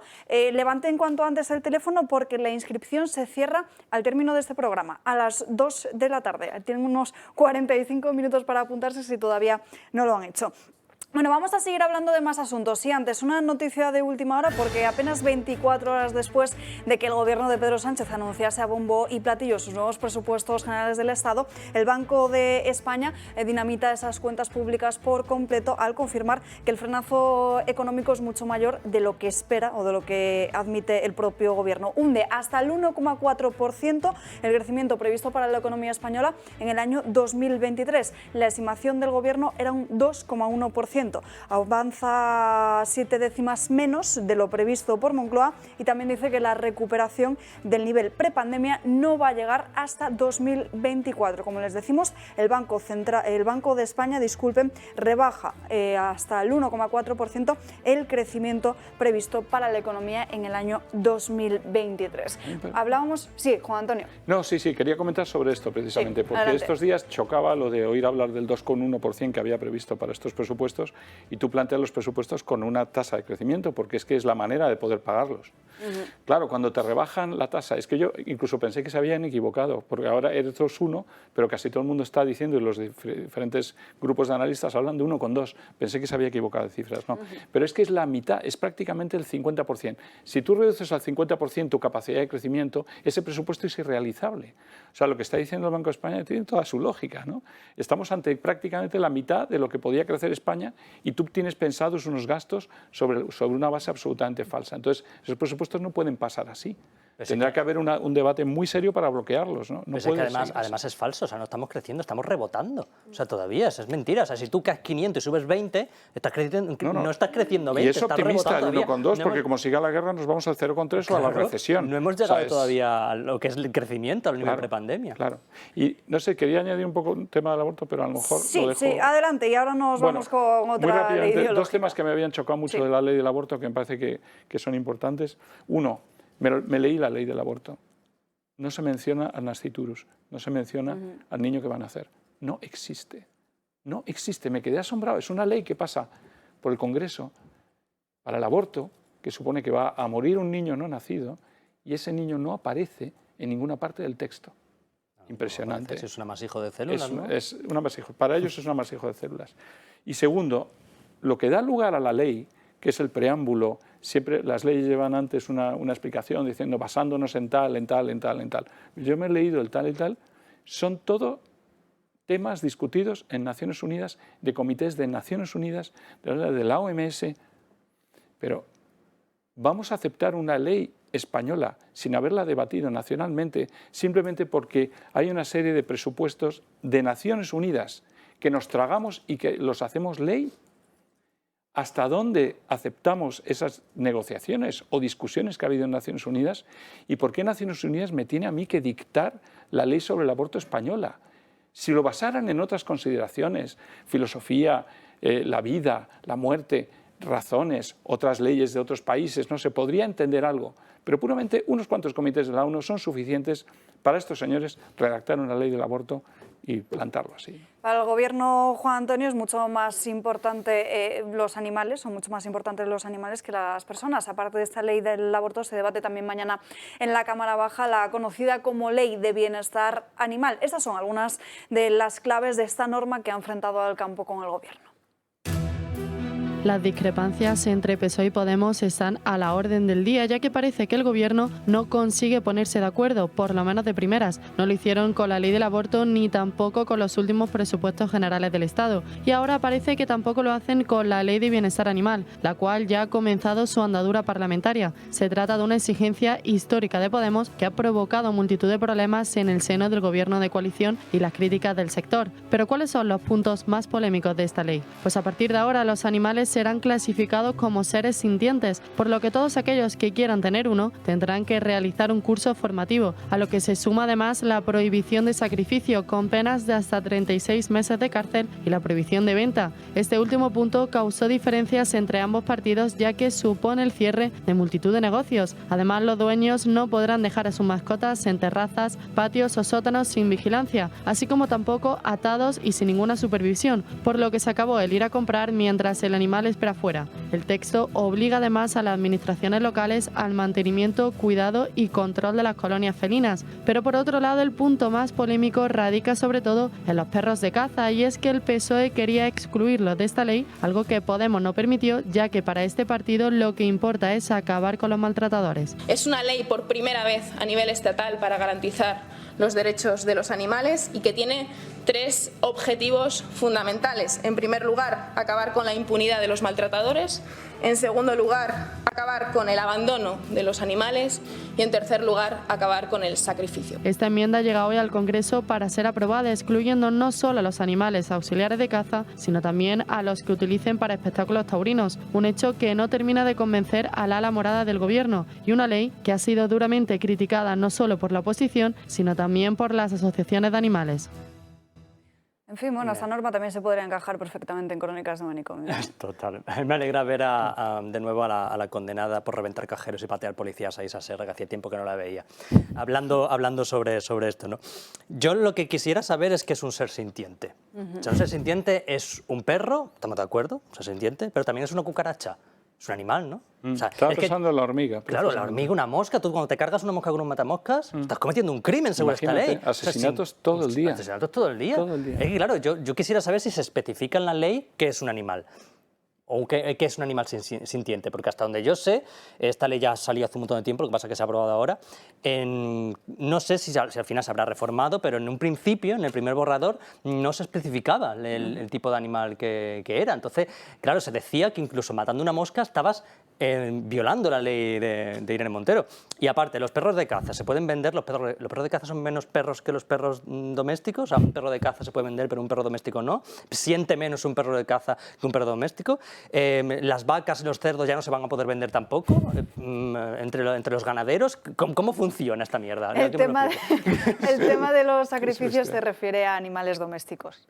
Es decir, pero también la venta, hablo de la venta. Sí, pero yo me refiero a lo que has dicho de matar una mosca. Sí, vale, animales domésticos. Bueno, pero si yo tengo una cucaracha de animal doméstico, ¿qué pasa? O una tarántula. No, yo creo que tienes razón en una cosa. La cucaracha y la hormiga, cuando la pisas, lo pasa mal, ¿eh?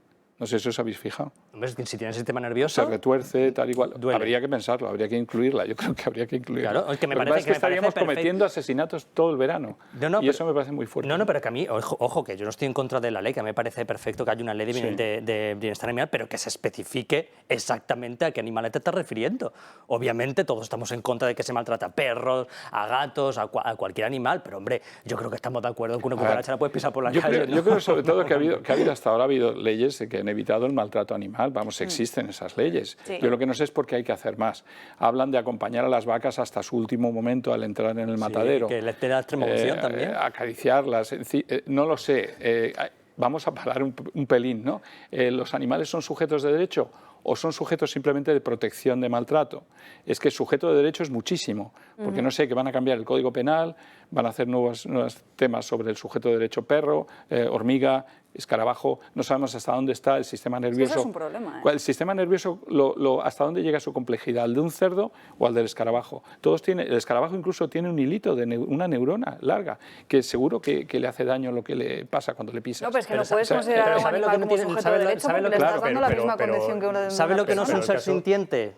El aborto, el niño al que matan es por supuesto, es que no, y lo hemos visto y es terrible. Desde luego, pues Podemos tener muy claro que los animales tienen derechos, porque lo han dicho, que es una ley para defender los derechos de los animales, pero tanto la ley del aborto, de la que hemos hablado antes, como la ley de bienestar animal, como la ley trans, que es la tercera del PAC, que se está debatiendo esta semana en el Congreso, que se va a debatir, vienen de Podemos. Es decir, Podemos está introduciendo su agenda ideológica, y su agenda está haciendo sus leyes a su medida, con el visto bueno, por supuesto, de la otra parte del Gobierno, que es la parte socialista, que lejos de enfrentarse a Podemos por cuestiones de este tipo, lo que están haciendo es asumir por completo el ideario y el programa de Podemos. Estamos viendo a un Sánchez cada vez más parecido pues, a lo que era Pablo Iglesias, es decir, incluso le copia lo del gobierno de la gente y todas estas historias.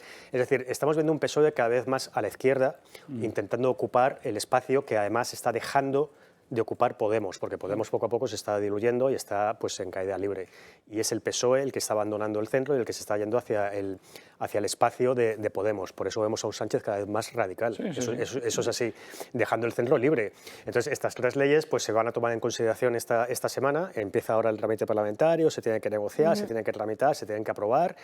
Y bueno, pues todo con el visto bueno del PSOE, a pesar de que alguna de estas leyes, como la ley trans, pues ha originado una rebelión interna dentro del Partido Socialista entre las propias mujeres del Partido Socialista, que eso me imagino que lo hablaremos. Eso es, que es la noticia que precisamente publicáis en ABC esta mañana, como hay un documento interno del propio Partido Socialista que pide que se purguen a todas esas feministas que están en contra de la ley trans, que son unas cuantas. Pero todas estas leyes entran dentro de un debate mucho más amplio que no tenemos en España, que es el debate sobre la vida.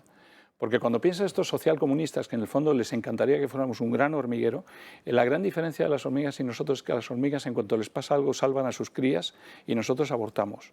La diferencia entre nosotros y las hormigas es esa. Pero a ellas les encanta lo gregario, que no haya identidades, que no haya individualidades y no hay un debate real sobre la vida.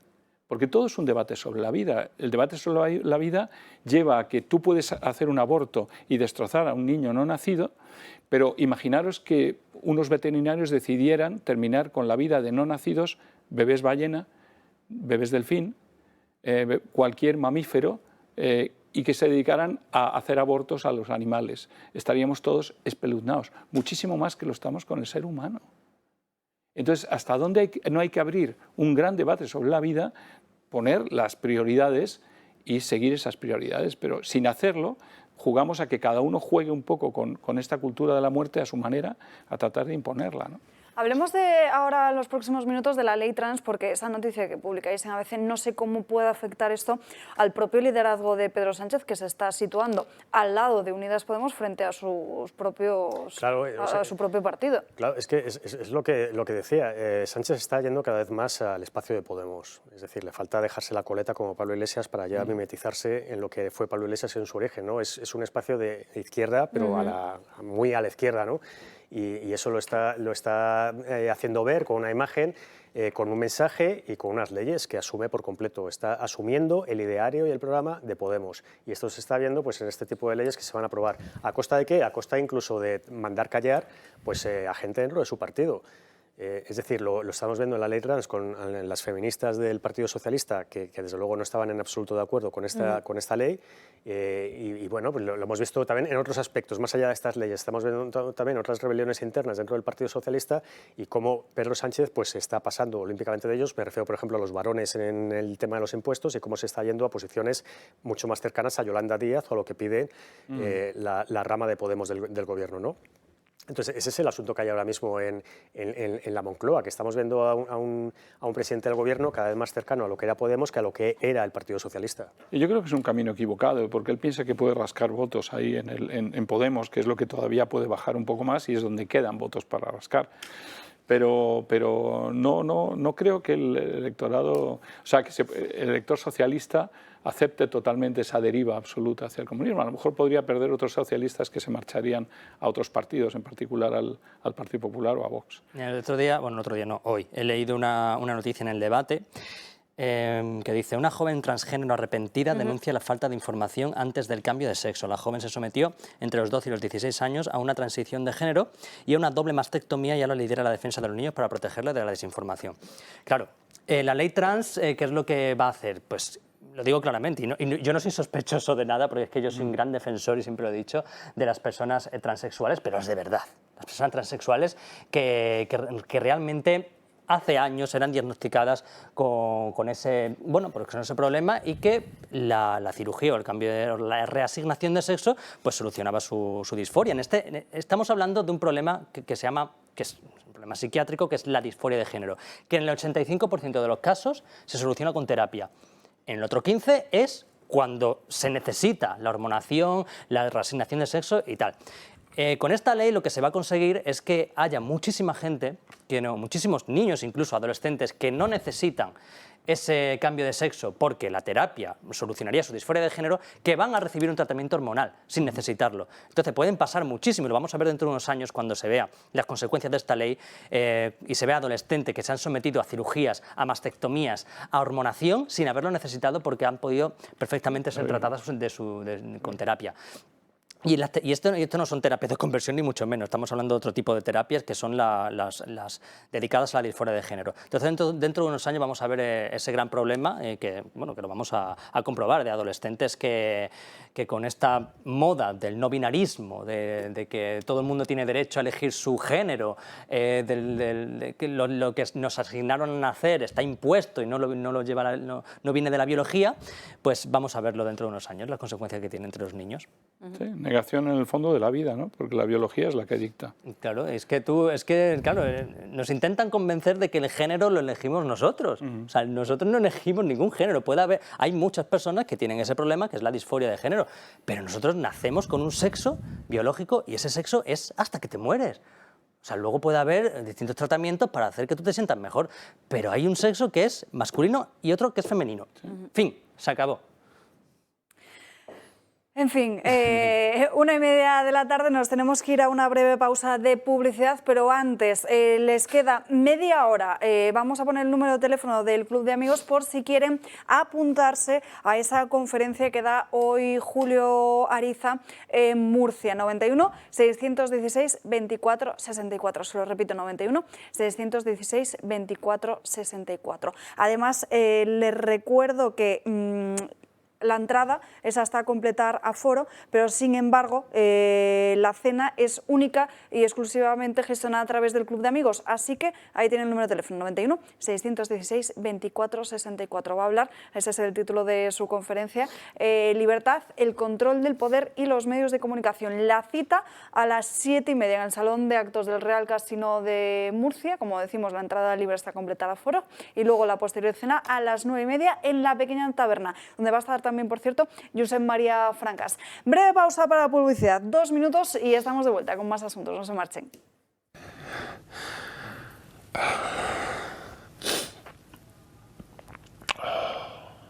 Aquí no hay ganadores o perdedores. Pierden los niños. No se acaba. Pero da igual.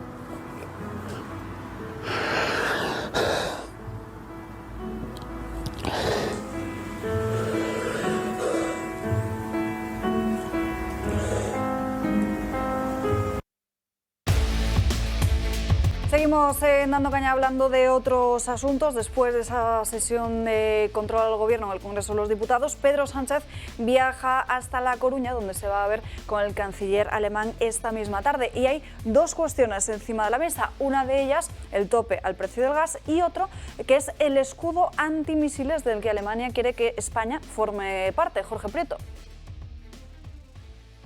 Sí, Alba, la embajadora de Alemania en España ha asegurado que hay conversaciones entre sus líderes para crear un escudo antimisiles europeo, un tema que estará en la reunión de hoy entre los presidentes de cada país en La Coruña. El objetivo de Olaf Scholz es crear un escudo para ganar seguridad en el continente, una idea que ha surgido tras el conflicto entre Rusia y Ucrania. Esta reunión en La Coruña estará marcada por la crisis energética debido a la escasez del gas ruso. Tanto Sánchez como Scholz tienen una posición común a favor de la construcción del gasoducto MidCat, pero tienen diferencias respecto al tope del precio del gas, algo que no termina de convencer a Alemania. Por el momento no se sabe si España formará parte de este escudo antimisiles, ni si llegarán a un acuerdo en cuanto al tope del gas, así que lo único que queda es esperar. Gracias, Jorge. Bueno, sería una inversión en defensa que sin duda no sentaría nada bien a sus socios de Podemos. Sí, vamos a ver por dónde discurren los acontecimientos, ¿no? Pero lo que es indudable es que Pedro Sánchez mantiene hasta ahora una buena relación con Alemania y con otros socios europeos, y yo creo que ahí está vendiendo su imagen preparando seguramente pues, su salida pues, en unos meses, veremos, ¿no? Pero bueno, respecto a lo que es esta reunión con Alemania, con el canciller alemán, pues yo les veo en buena sintonía, vamos a ver hasta dónde cede, pero claro, es que Sánchez tiene que contar todavía con otra parte del gobierno. Entonces, en el gasto militar, pues ya sabemos en la posición que ocupa Podemos y no le veo muy dispuesto, desde luego, a aceptar esa condición del escudo que proponía Alemania. Claro, sí, va a ser difícil saber si lo va a aceptar o no, ¿no? Y lo que no queda muy claro es si esto es una propuesta de Alemania, entiendo, para un escudo de misiles de Europa. Eso es. Pero no está tomado, digamos, por la OTAN, no es una propuesta de la OTAN o en el marco de la OTAN. Eso es lo que tendríamos que dejar claro, porque si se trata de otra cosa, es decir, si es una iniciativa alemana, puramente alemana, de escudo antimisiles en Europa, estamos hablando de una nueva forma de autodefensa europea que saldría del marco de la OTAN. Entonces, bueno, quizá esté enlazado con la OTAN de alguna manera, pero lo veo un poco separado. Y ahí es donde la postura española tiene que ser cuidadosa, porque es verdad que somos miembros de la OTAN, pero no quiere decir que queramos ser miembros de todo. ¿Podemos querer ser miembros del escudo de misiles? Pues no lo sé. ¿Están los intereses de España jugar un papel, salirse de la neutralidad que siempre ha jugado en la Primera, en la Segunda Guerra Mundial, en prácticamente todos los conflictos globales hemos jugado un papel de neutralidad? ¿Está en nuestro gen, digamos, la idea de bélica?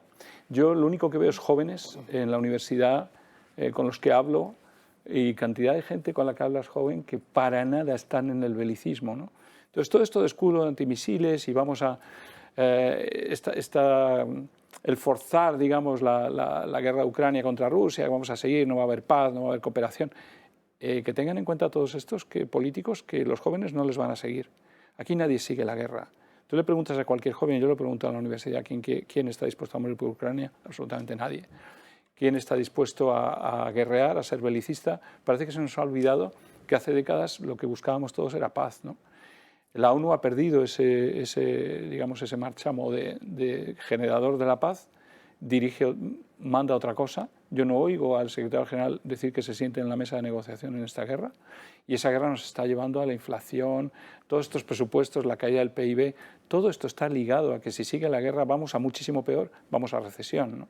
Entonces yo creo que hay que ver dónde nos situamos y realmente con nuestros políticos sigan a nuestros jóvenes y a la población y que haya un debate a nivel nacional. ¿Queremos ser tan guerreros como la OTAN quiere? ¿Queremos ser tan guerreros como participar en el escudo de misiles y gastar muchísimo dinero en ello? ¿O queremos mantener una postura neutra, defender nuestras fronteras y punto? Ese debate no ha tenido lugar, pero nos están embarcando en ello. Me choca. No, yo simplemente quería decir que si nosotros nos dan unas cuantas armas nucleares, yo encantado de que pongan un escudo antimisiles, pero claro, poner aquí un escudo antimisiles sin poder defendernos ante nadie, pues nada, pues venga, que vengan todas las bombas a nosotros. Ya que ha salido en la mesa el asunto sobre la guerra en Ucrania, vamos a conocer cuál es la última hora de la situación. Marien Vallejo, cuéntanos. Así es, Alba, se cumplen 223 días de guerra en Ucrania y desde entonces han sido asesinados miles de ciudadanos. Aunque el país está totalmente devastado, el presidente Zelensky ha querido destacar el papel del ejército. Y es que en las últimas horas se ha producido un avance bastante rápido y potente, según él, en el sur de Ucrania. Hay que recordar que el viernes pasado Putin anunció la anexión de Lugansk, Donetsk, Jersón y Zaporizhia, pero está perdiendo el control. El ejército ucraniano está poco a poco recuperando territorios. Ya lo hizo con la ciudad de Limán y lo está haciendo ahora con Jersón. Por otra parte, el presidente de Bielorrusia ha confirmado que su gobierno participa en la ofensiva rusa, asegurando que está al lado de Putin por una supuesta violación del espacio aéreo por parte de las tropas ucranianas. Estados Unidos, por su lado, ha anunciado un nuevo paquete de ayuda militar por 625 millones de dólares. Una guerra, Alba, que parece no tener fin. Gracias, Marín, y seguimos hablando de sanciones en vez de buscar la paz. Completamente. Y de hecho, Zelensky le ha dicho claramente que se vaya a la mierda. Le ha dicho directamente al señor Elon Musk que lo único que ha hecho el pobre es poner 4 puntos con los que a lo mejor podíamos llegar a un acuerdo de paz. Y me parecen bastante lógicos los puntos, ¿no? Habla incluso, bueno, vamos a ver estas nuevas fronteras, si se puede hacer un nuevo referéndum y ver si de verdad las mayorías se ha hecho bien esa votación, etcétera. O sea, poner en cuestión lo que ha hecho Putin, pero rehacerlo con los cascos azules. No me parece nada del otro mundo peligroso. Dejar Crimea como está, pues sí. O sea, ceder en un lado y en otro para que se llegue a la paz. Bueno, pues Zelensky no quiere saber nada. Y no es que esté envalentonado con estas cosas, sí, está ganando un poquito por aquí y por allá, pero no olvidemos que Rusia es esto en el mundo. O sea, tú miras el mapa del mundo y Rusia ocupa prácticamente la totalidad de lo que vemos, de una parte a la otra, pero sobre todo tiene 6.000 ojivas nucleares. Pisémosle el callo a Rusia, como lo estamos haciendo, que parece un juego del que ningún joven de nuestros países quiere meterse. Pisémosle el callo para ver hasta dónde llega, porque podemos tener sorpresas horrorosas.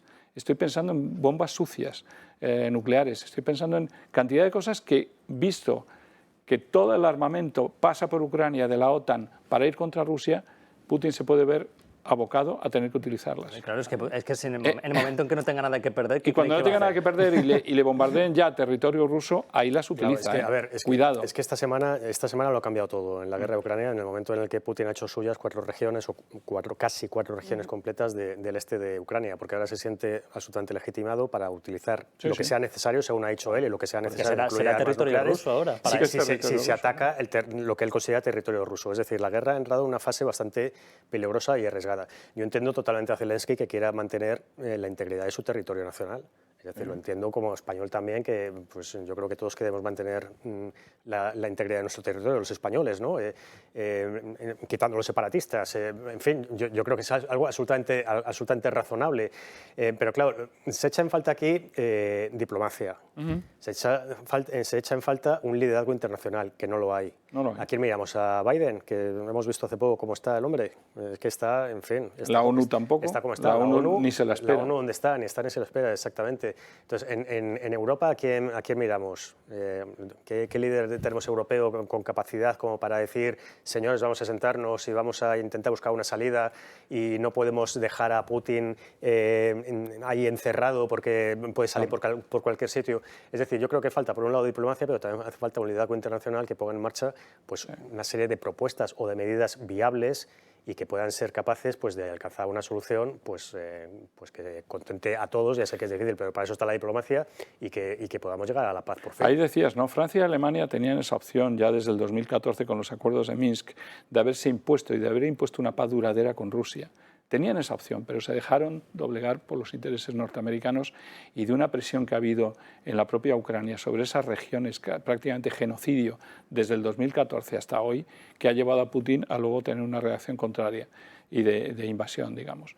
Entonces, Francia y Alemania tenían esa posibilidad, pero es que para mí los líderes franceses y alemanes y Europa en general están perdiendo el liderazgo frente a Estados Unidos. Esta es una guerra que le interesa a Estados Unidos, porque es la que va a salir ganando.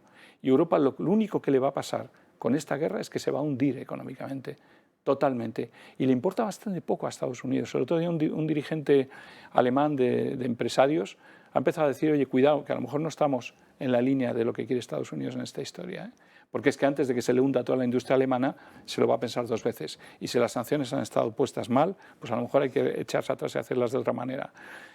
Creo que hay una especie de contestación, una especie de ver, dentro de lo, como tú decías, integridad territorial desde luego, pero viéndolo en la perspectiva del pasado, desde el 2014 hasta hoy, qué intereses hay. Era un problema local que hemos convertido en una guerra OTAN-Rusia, y eso es lo peor. Porque podíamos no haberla sacado del ámbito Ucrania-Rusia y de las negociaciones entre ellos, ¿no? Pero la hemos convertido en OTAN-Rusia. Y ahora hay que ver hasta dónde cada país se implica y cada gente de cada país, porque como digo, la gente no está por la labor. Me da la sensación que no está por la labor. Nos quedan apenas unos 15 minutos de programa, vamos a cambiar de asunto y tenemos que hablar de esa división entre ricos y pobres de las que tanto habla y alienta estos días el gobierno de Pedro Sánchez, porque Emiliano García Paje se ha posicionado y él va a rebajar los impuestos a través de deducciones a las rentas inferiores a 30.000 euros. La carrera fiscal continúa. Vamos a plantear una deducción extraordinaria para compensar los efectos de la inflación. Y ahora es Castilla-La Mancha la que se suma a la bajada de impuestos que ya venía haciendo el Partido Popular. Ni jefes de un lado, ni jefes de otro.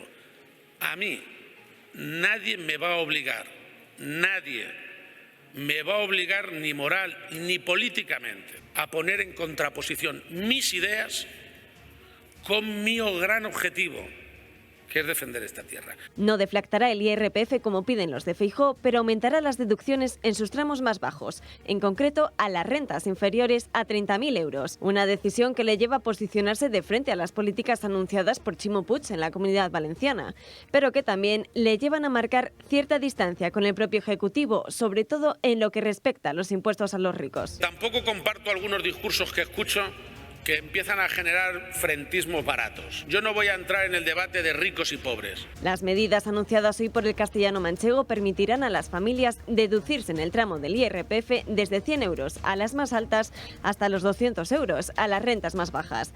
También habrá deducciones extraordinarias para las familias por gastos educativos o de guardería. El impacto, estiman, será de unos 75 millones de euros y aunque su aplicación será temporal hasta que se reduzca la inflación, alcanzará a casi el 87% de la población de La Mancha. Anuncios los de Paje con el que se elevan ya a 4 las comunidades autónomas lideradas por el Partido Socialista que se lanzan a la batalla por la fiscalidad a apenas 8 meses de las elecciones autonómicas. Emiliano García Paje, que se explicaría, según publica hoy Voz Populi, en que una encuesta estaría diciendo que el Partido Socialista perdería Castilla-La Mancha. Sea como sea, se trata de otra autonomía socialista después de la Comunidad Valenciana, que también se apunta a esta carrera de bajadas fiscales. Claro, estamos en una carrera fiscal porque saben que bajar impuestos, pues a la mayoría de la gente le gusta, salvo algún pues personaje que sale en las redes sociales diciendo a mí me gusta que me suban los impuestos. Bueno, pues no sé, eso suena un poco así, pero hay de todo, ¿no? De todas formas, claro, ante las elecciones autonómicas los varones socialistas han visto encenderse todas las alarmas, ¿no? Porque están viendo cómo Sánchez se ha convertido en un lastre para el Partido Socialista y lo que no quieren es que ese lastre les empuje a ellos hasta el fondo, ¿no? En las elecciones autonómicas de mayo, del 28 de mayo, y en las elecciones municipales, el PSOE solamente tiene que perder. O sea, lo que está claro es que en todo caso podría mantener algo, pero no va a recuperar Madrid, por ejemplo, ni va a recuperar plazas que ahora mismo no tiene. Puede perderlas y el Partido Popular u otros partidos lo que pueden hacer es ganar, avanzar. Entonces, en esa dinámica de la izquierda perdiendo terreno, que eso va a ser así, porque son las tendencias que se está viendo en todas partes, la izquierda perdiendo terreno y la derecha ganando terreno, pues los varones están tomando soluciones, están imitando, en este caso, medidas del Partido Popular para intentar salvar los muebles todo lo que puedan. Yo estoy bastante escandalizado con el tema del impuesto a los ricos en general, bueno, y el tema, por supuesto, de las subidas de impuestos que va en contra de todo lo que están haciendo además en varios países, ¿no? Pero sobre todo el impuesto, ¿qué problema tienen los ricos? ¿Qué problema tienen los ricos? Vamos a ver, entre los ricos hay empresarios exitosos que se han matado en este país por trabajar y han conseguido ahorrar y lo han hecho honestamente. Entonces a mí, por favor, que me quiten ya a todos esos empresarios, tienen toda la razón en ser ricos y además lo han hecho muy bien. Ya pagan un IRPF seguramente caro y no han evadido sus dineros a paraísos fiscales. O sea, por mí, proteger. ¿Qué problema tienen los que han heredado? Que sus abuelos fueron ricos porque trabajaron también en una industria siderúrgica, en una de cerámica o en otra empresa y consiguieron hacer dinero por el bien de sus hijos y de sus nietos. ¿Qué problemas tienen estas personas? ¿Por qué hay que ir a robarle el dinero a personas que las han ganado honestamente con el trabajo de sus abuelos incluso, o de sus padres, o incluso con su propio trabajo? ¿Qué derecho tiene un gobierno a ir a robar dinero? Porque esto es robar dinero. Hay que tener en cuenta que estas personas van a tener que empezar a pagar del orden entre 70.000, 80.000 o 100.000 euros al año, ¿eh? Y eso va a reducirles esas herencias o ese trabajo o esos ahorros en 100.000 anuales. Claro, ¿qué van a hacer todos? Largarse de este país. En este país no va a quedar nadie. Y luego, las cifras. Van a recordar 1.500 millones. La marcha de este país se calcula que puede llegar a entre 30 y 50.000 millones. Es un buen cálculo, ¿eh? Genial. Para el Estado 1.500 millones y fuera del Estado 30.000 millones. Desde luego hacen unos cálculos maravillosos este gobierno. Es que es un gran negocio para España. Entonces es todo tan aberrante y lo que me da pena es que muchos partidos no lo digan claramente. Aquí hay miedo a situarse del lado del famoso rico, en esta guerra rico-pobre. No, el rico, que tiene derecho a serlo, vivimos en una economía de mercado. Si esto fuera la Unión Soviética, dirían, es que lo tiene que repartir y vivimos todos en unas casitas iguales. No, no. Esto es un país, esto es un occidente de economía de mercado que lleva décadas y décadas y décadas funcionando muy bien. Y es como nos pusimos el sistema. Si a alguien no le gusta el sistema, como a este gobierno, que lo intente cambiar. Puede volver a la Unión Soviética, se lo recomiendo. A lo mejor es lo que quiere. ser totalitario de nuevo y que perdamos nuestras libertades. Entonces, por favor, a todos los colectivos honestos que han hecho su dinero de manera honesta, que se les deje en paz. Y todo este debate de ricos y pobres es aberrante, me parece totalmente aberrante. Mira, yo creo que ya es importante acabar de una vez con una falacia aberrante que se lleva escuchando décadas, que es lo de los que más tienen que pagar. Eso es una gilipollez que nos han colado desde hace décadas y décadas y décadas, y yo desde luego, por supuestísimo, me he declarado siempre enemigo acérrimo de los tramos de IRPF y de la fiscalidad progresiva, que por desgracia está metida en la Constitución, que en fin, es una de las morcillas que nos metieron en esa Constitución, que tiene tantísimas cosas que cambiar.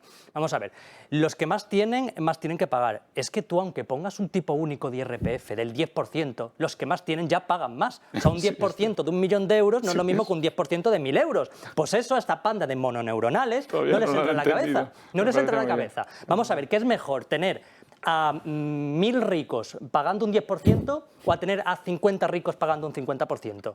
Digo yo que será mejor eso, pues no. Como este país se mueve por la envidia y por el rencor, es preferible tener el país sumido en la pobreza y con 3 ricos pagando el 70% de su dinero que atraer la riqueza, poner... Bueno, que eso no se va a hacer nunca, ya lo sé, es una utopía. Es que se escapa la riqueza, el decir que hay que poner un tipo único para todo el mundo, tanto para el que cobra 600 euros como para el que cobra 10 millones... Aquí es impopular. Es impopular. ¿Por qué es impopular? Si vas a atraer riqueza, vas a atraer a muchísimos más ricos que van a pagar mucho más impuestos y vas a recaudar muchísimo más dinero que si les pones el 50%. Eso lo saben, pero como saben que también la sociedad española en general está llena de imbéciles, está llena de niñatos, de envidia y de niñatos adoctrinados, saben perfectamente que eso no vende, porque la gente en este país no sabe hacer una simple regla de 3, que es que un rico paga ya más aunque le pongas un IRPF menor. Y eso, por desgracia, es imposible de hacer entender a la gente. Madrid, por cierto, es una de las autonomías que más recauda a través de impuestos. Claro.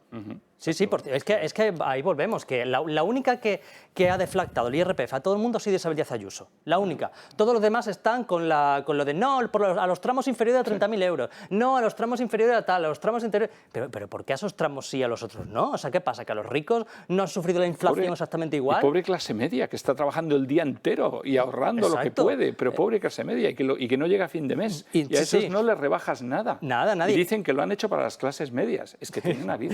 Y el impuesto solidario. Las rentas medias son las que han sufrido las medidas del gobierno en este caso y de los presupuestos del año que viene, pues que son las olvidadas de las medidas de Sánchez. Es decir, que se fija mucho en los ricos para mal y en los que tienen las rentas más bajas para intentar ayudarlos y se olvidan de las clases medias, de las rentas medias, que son las que están sosteniendo realmente la economía. Y que sostienen este país, porque tú le puedes subir el 58, no sé cuánto le van a subir a los funcionarios, ¿no? Que no son productivos, que es que aquí tú puedes subir los salarios del sector no productivo, pero hay que subirle la capacidad de compra del sector productivo, que son esas clases medias que van a trabajar todos los días de 8 a 8. Y esa es la gente a la que hay que ayudar. Y eso se les olvida. Es todo figura, propaganda, el rico, el pobre, el tal, es hartarse ya. Sí, pero lo que pasa es que hay que enfrentarles con esa realidad. Hablábamos precisamente ayer aquí en Dando Caña de esa propaganda que dicen que se le aumenta el sueldo a los funcionarios de aquí hasta el año 2024. Es decir, yo asumo una parte, asumo una cierta subida, pero ya el resto de la subida que se la coma el que venga. Se la coma el que venga. Pero estamos viendo como, por ejemplo, en Portugal, el socialista António Costa también está bajando muchos impuestos y está dejando de perder muchísimo para traer precisamente esa inversión de la que estamos hablando. Claro, bueno, es que Portugal de socialista ya tiene poco, hace mucho tiempo. Que eso es lo que han alertado precisamente esta semana desde el Partido Popular. Feijóo y Cuca Gamarra y todos los dirigentes del PP están insistiendo en ese mensaje. Cuidado lo que se está haciendo en España con esta subida de los impuestos y con este ataque continuo a los ricos, entre comillas, porque los está ahuyentando y se están yendo o se pueden marchar a Portugal, que tiene unas condiciones mucho mejores para invertir y para estar ahí directamente. Entonces, claro, es que en eso hay que tener mucho cuidado y ver mucho los equilibrios que hay que mantener, porque es que se van, es decir, están aquí al lado. Entonces, si alguien quiere venir a España y ve las condiciones que hay en España y al mismo tiempo las compara con las que hay en Portugal, pues no se lo duda, se marcha a Portugal. Es decir, eso, el riesgo está ahí. Y se está cumpliendo. Y cuidado porque Portugal está vigilado, o sea, que no se crean que se llevan el dinero a un sitio no vigilado. La Hacienda va a estar sobre ellos también, ¿eh? Es que no está tan claro. Hombre, yo Portugal, desde luego, está al lado de mi tierra. Yo, como me empiezan a tocar mucho los cojones, me cojo la maleta y me voy. Y luego hay otra cosa también importante, que es el impuesto solidario. Poco se ha hablado del impuesto solidario. O sea, que es un oxímoron, es una contradicción en sí misma. Eso de los ricos, dices, de los ricos, ¿no? Sí, bueno, un impuesto que han puesto a las que tengan un patrimonio determinado. 3 millones. O sea, impuesto solidario, pero la solidaridad no es un acto voluntario. O sea, vamos a ver, la palabra etimología básica, la palabra impuesto viene de imponer, es el participio de imponer. O sea, ¿cómo puede ser un impuesto solidario? Es que no es un impuesto, es un robo solidario. Voy a robarle, es un robo solidario. Y lo impones a gente con un patrimonio, creo que de 3 millones de euros. Sí, a partir de 3. Pero es que una persona con un patrimonio de 3 millones de euros no tiene por qué ser rica. O sea, una persona puede tener un patrimonio de 3 millones de euros y estar tieso y no tener ni un duro y cobrar 1.000 euros al mes, pues simplemente porque por herencias o por lo que sea, o porque se compró 10 casas hace 20 años y se han revalorizado, lo que sea, pues esa persona va a tener que pagar. O tiene avales porque se ha lanzado en unos riesgos de no sé qué, yo qué sé. Pues se puede dar el caso... Pues otros se los ha ganado bien, se los ha ganado bien, ¿qué problema hay? Y se puede dar el caso de una persona que tenga ese patrimonio, que gane 1.000 euros al mes, que tenga que pagar a lo mejor 300.000 euros por ese impuesto. ¿De dónde lo saca esta gente de verdad? El que lo gane mal, que se vaya a la cárcel. El que lo gane bien, que le dejen en paz. Esa es la economía de mercado, ¿no? Y si no la queremos, cambiémosla. En fin, nos quedan apenas unos minutos de programa y este viernes también, Isaac Parejo, que te viene un fin de semana intenso, aparte de estar en el Bio 22, el viernes a las 12:30 en Ferraz. El viernes a las 12:30, concentración en Ferraz 70, en la sede del PSOE. Lo hemos convocado 2 youtubers más y yo, Carlitos de España y Madame in Spain. Vamos a estar allí gritando a esta gentuza, la mafia socialista que son. Y va a haber varias reivindicaciones, el previsible indulto a Griñán, el acercamiento de los presos de ETA y sobre todo toda la ruina a la que nos ha sometido este gobierno socialcomunista, que creo que ya es hora de que vayan 3 personas, además 3 homosexuales, que es importante, vamos a ir, ya que quieren patrimonializar las orientaciones sexuales, pues no, vamos a ir 3 homosexuales a decirles la clase de cochambre que son. Ferraz 70, a las 12:30 de la mañana, el viernes. Me parece fantástica esa idea, y no dudes que si en este momento fuera el PP y Vox los que gobiernan, estarían todos en la calle, enfrente del Génova, rompiendo cristales desde hace muchísimo tiempo. O sea, que no hay que olvidar lo que hacen ellos. Exacto. Bueno, hay muchos sectores que durante este otoño amenazan con graves movilizaciones por la situación económica. Sí. No, y lo que queda todavía, claro, pero es que la situación está muy complicada. O sea, las movilizaciones van a estar ahí. Va a estar muy complicada y si entramos en recesión en enero y tal, va a estar más complicada todavía. Hombre, el año que viene lo estamos viendo, cómo se está rebajando la previsión de crecimiento y va todo detrás. Es decir, el año que viene... Ese 1,2 que hablábamos para el presupuesto, el año que viene se convierte en menos 0,8 y a ver qué hacemos. En fin, aquí lo vamos a dejar a las 12:30 el viernes frente a Ferraz con Isaac Parejo para decirle unas cuantas cositas al Partido Socialista. En fin, aquí lo vamos a dejar. Muchísimas gracias a todos por acompañarnos a lo largo de esta mañana en Dando Caña. Ya saben que para seguir informados, el Telegram de Julio Ariza, Julio Ariza el Toro, que como saben hoy está en Murcia para dar esa conferencia y después para poder cenar con todos ustedes en Murcia. Rebelión en la Granja y ya esta tarde la redacción abierta con Xavier Orcajo. Nosotros nos vemos mañana aquí en Dando Caña a las 12, como siempre. Que tengan un feliz miércoles.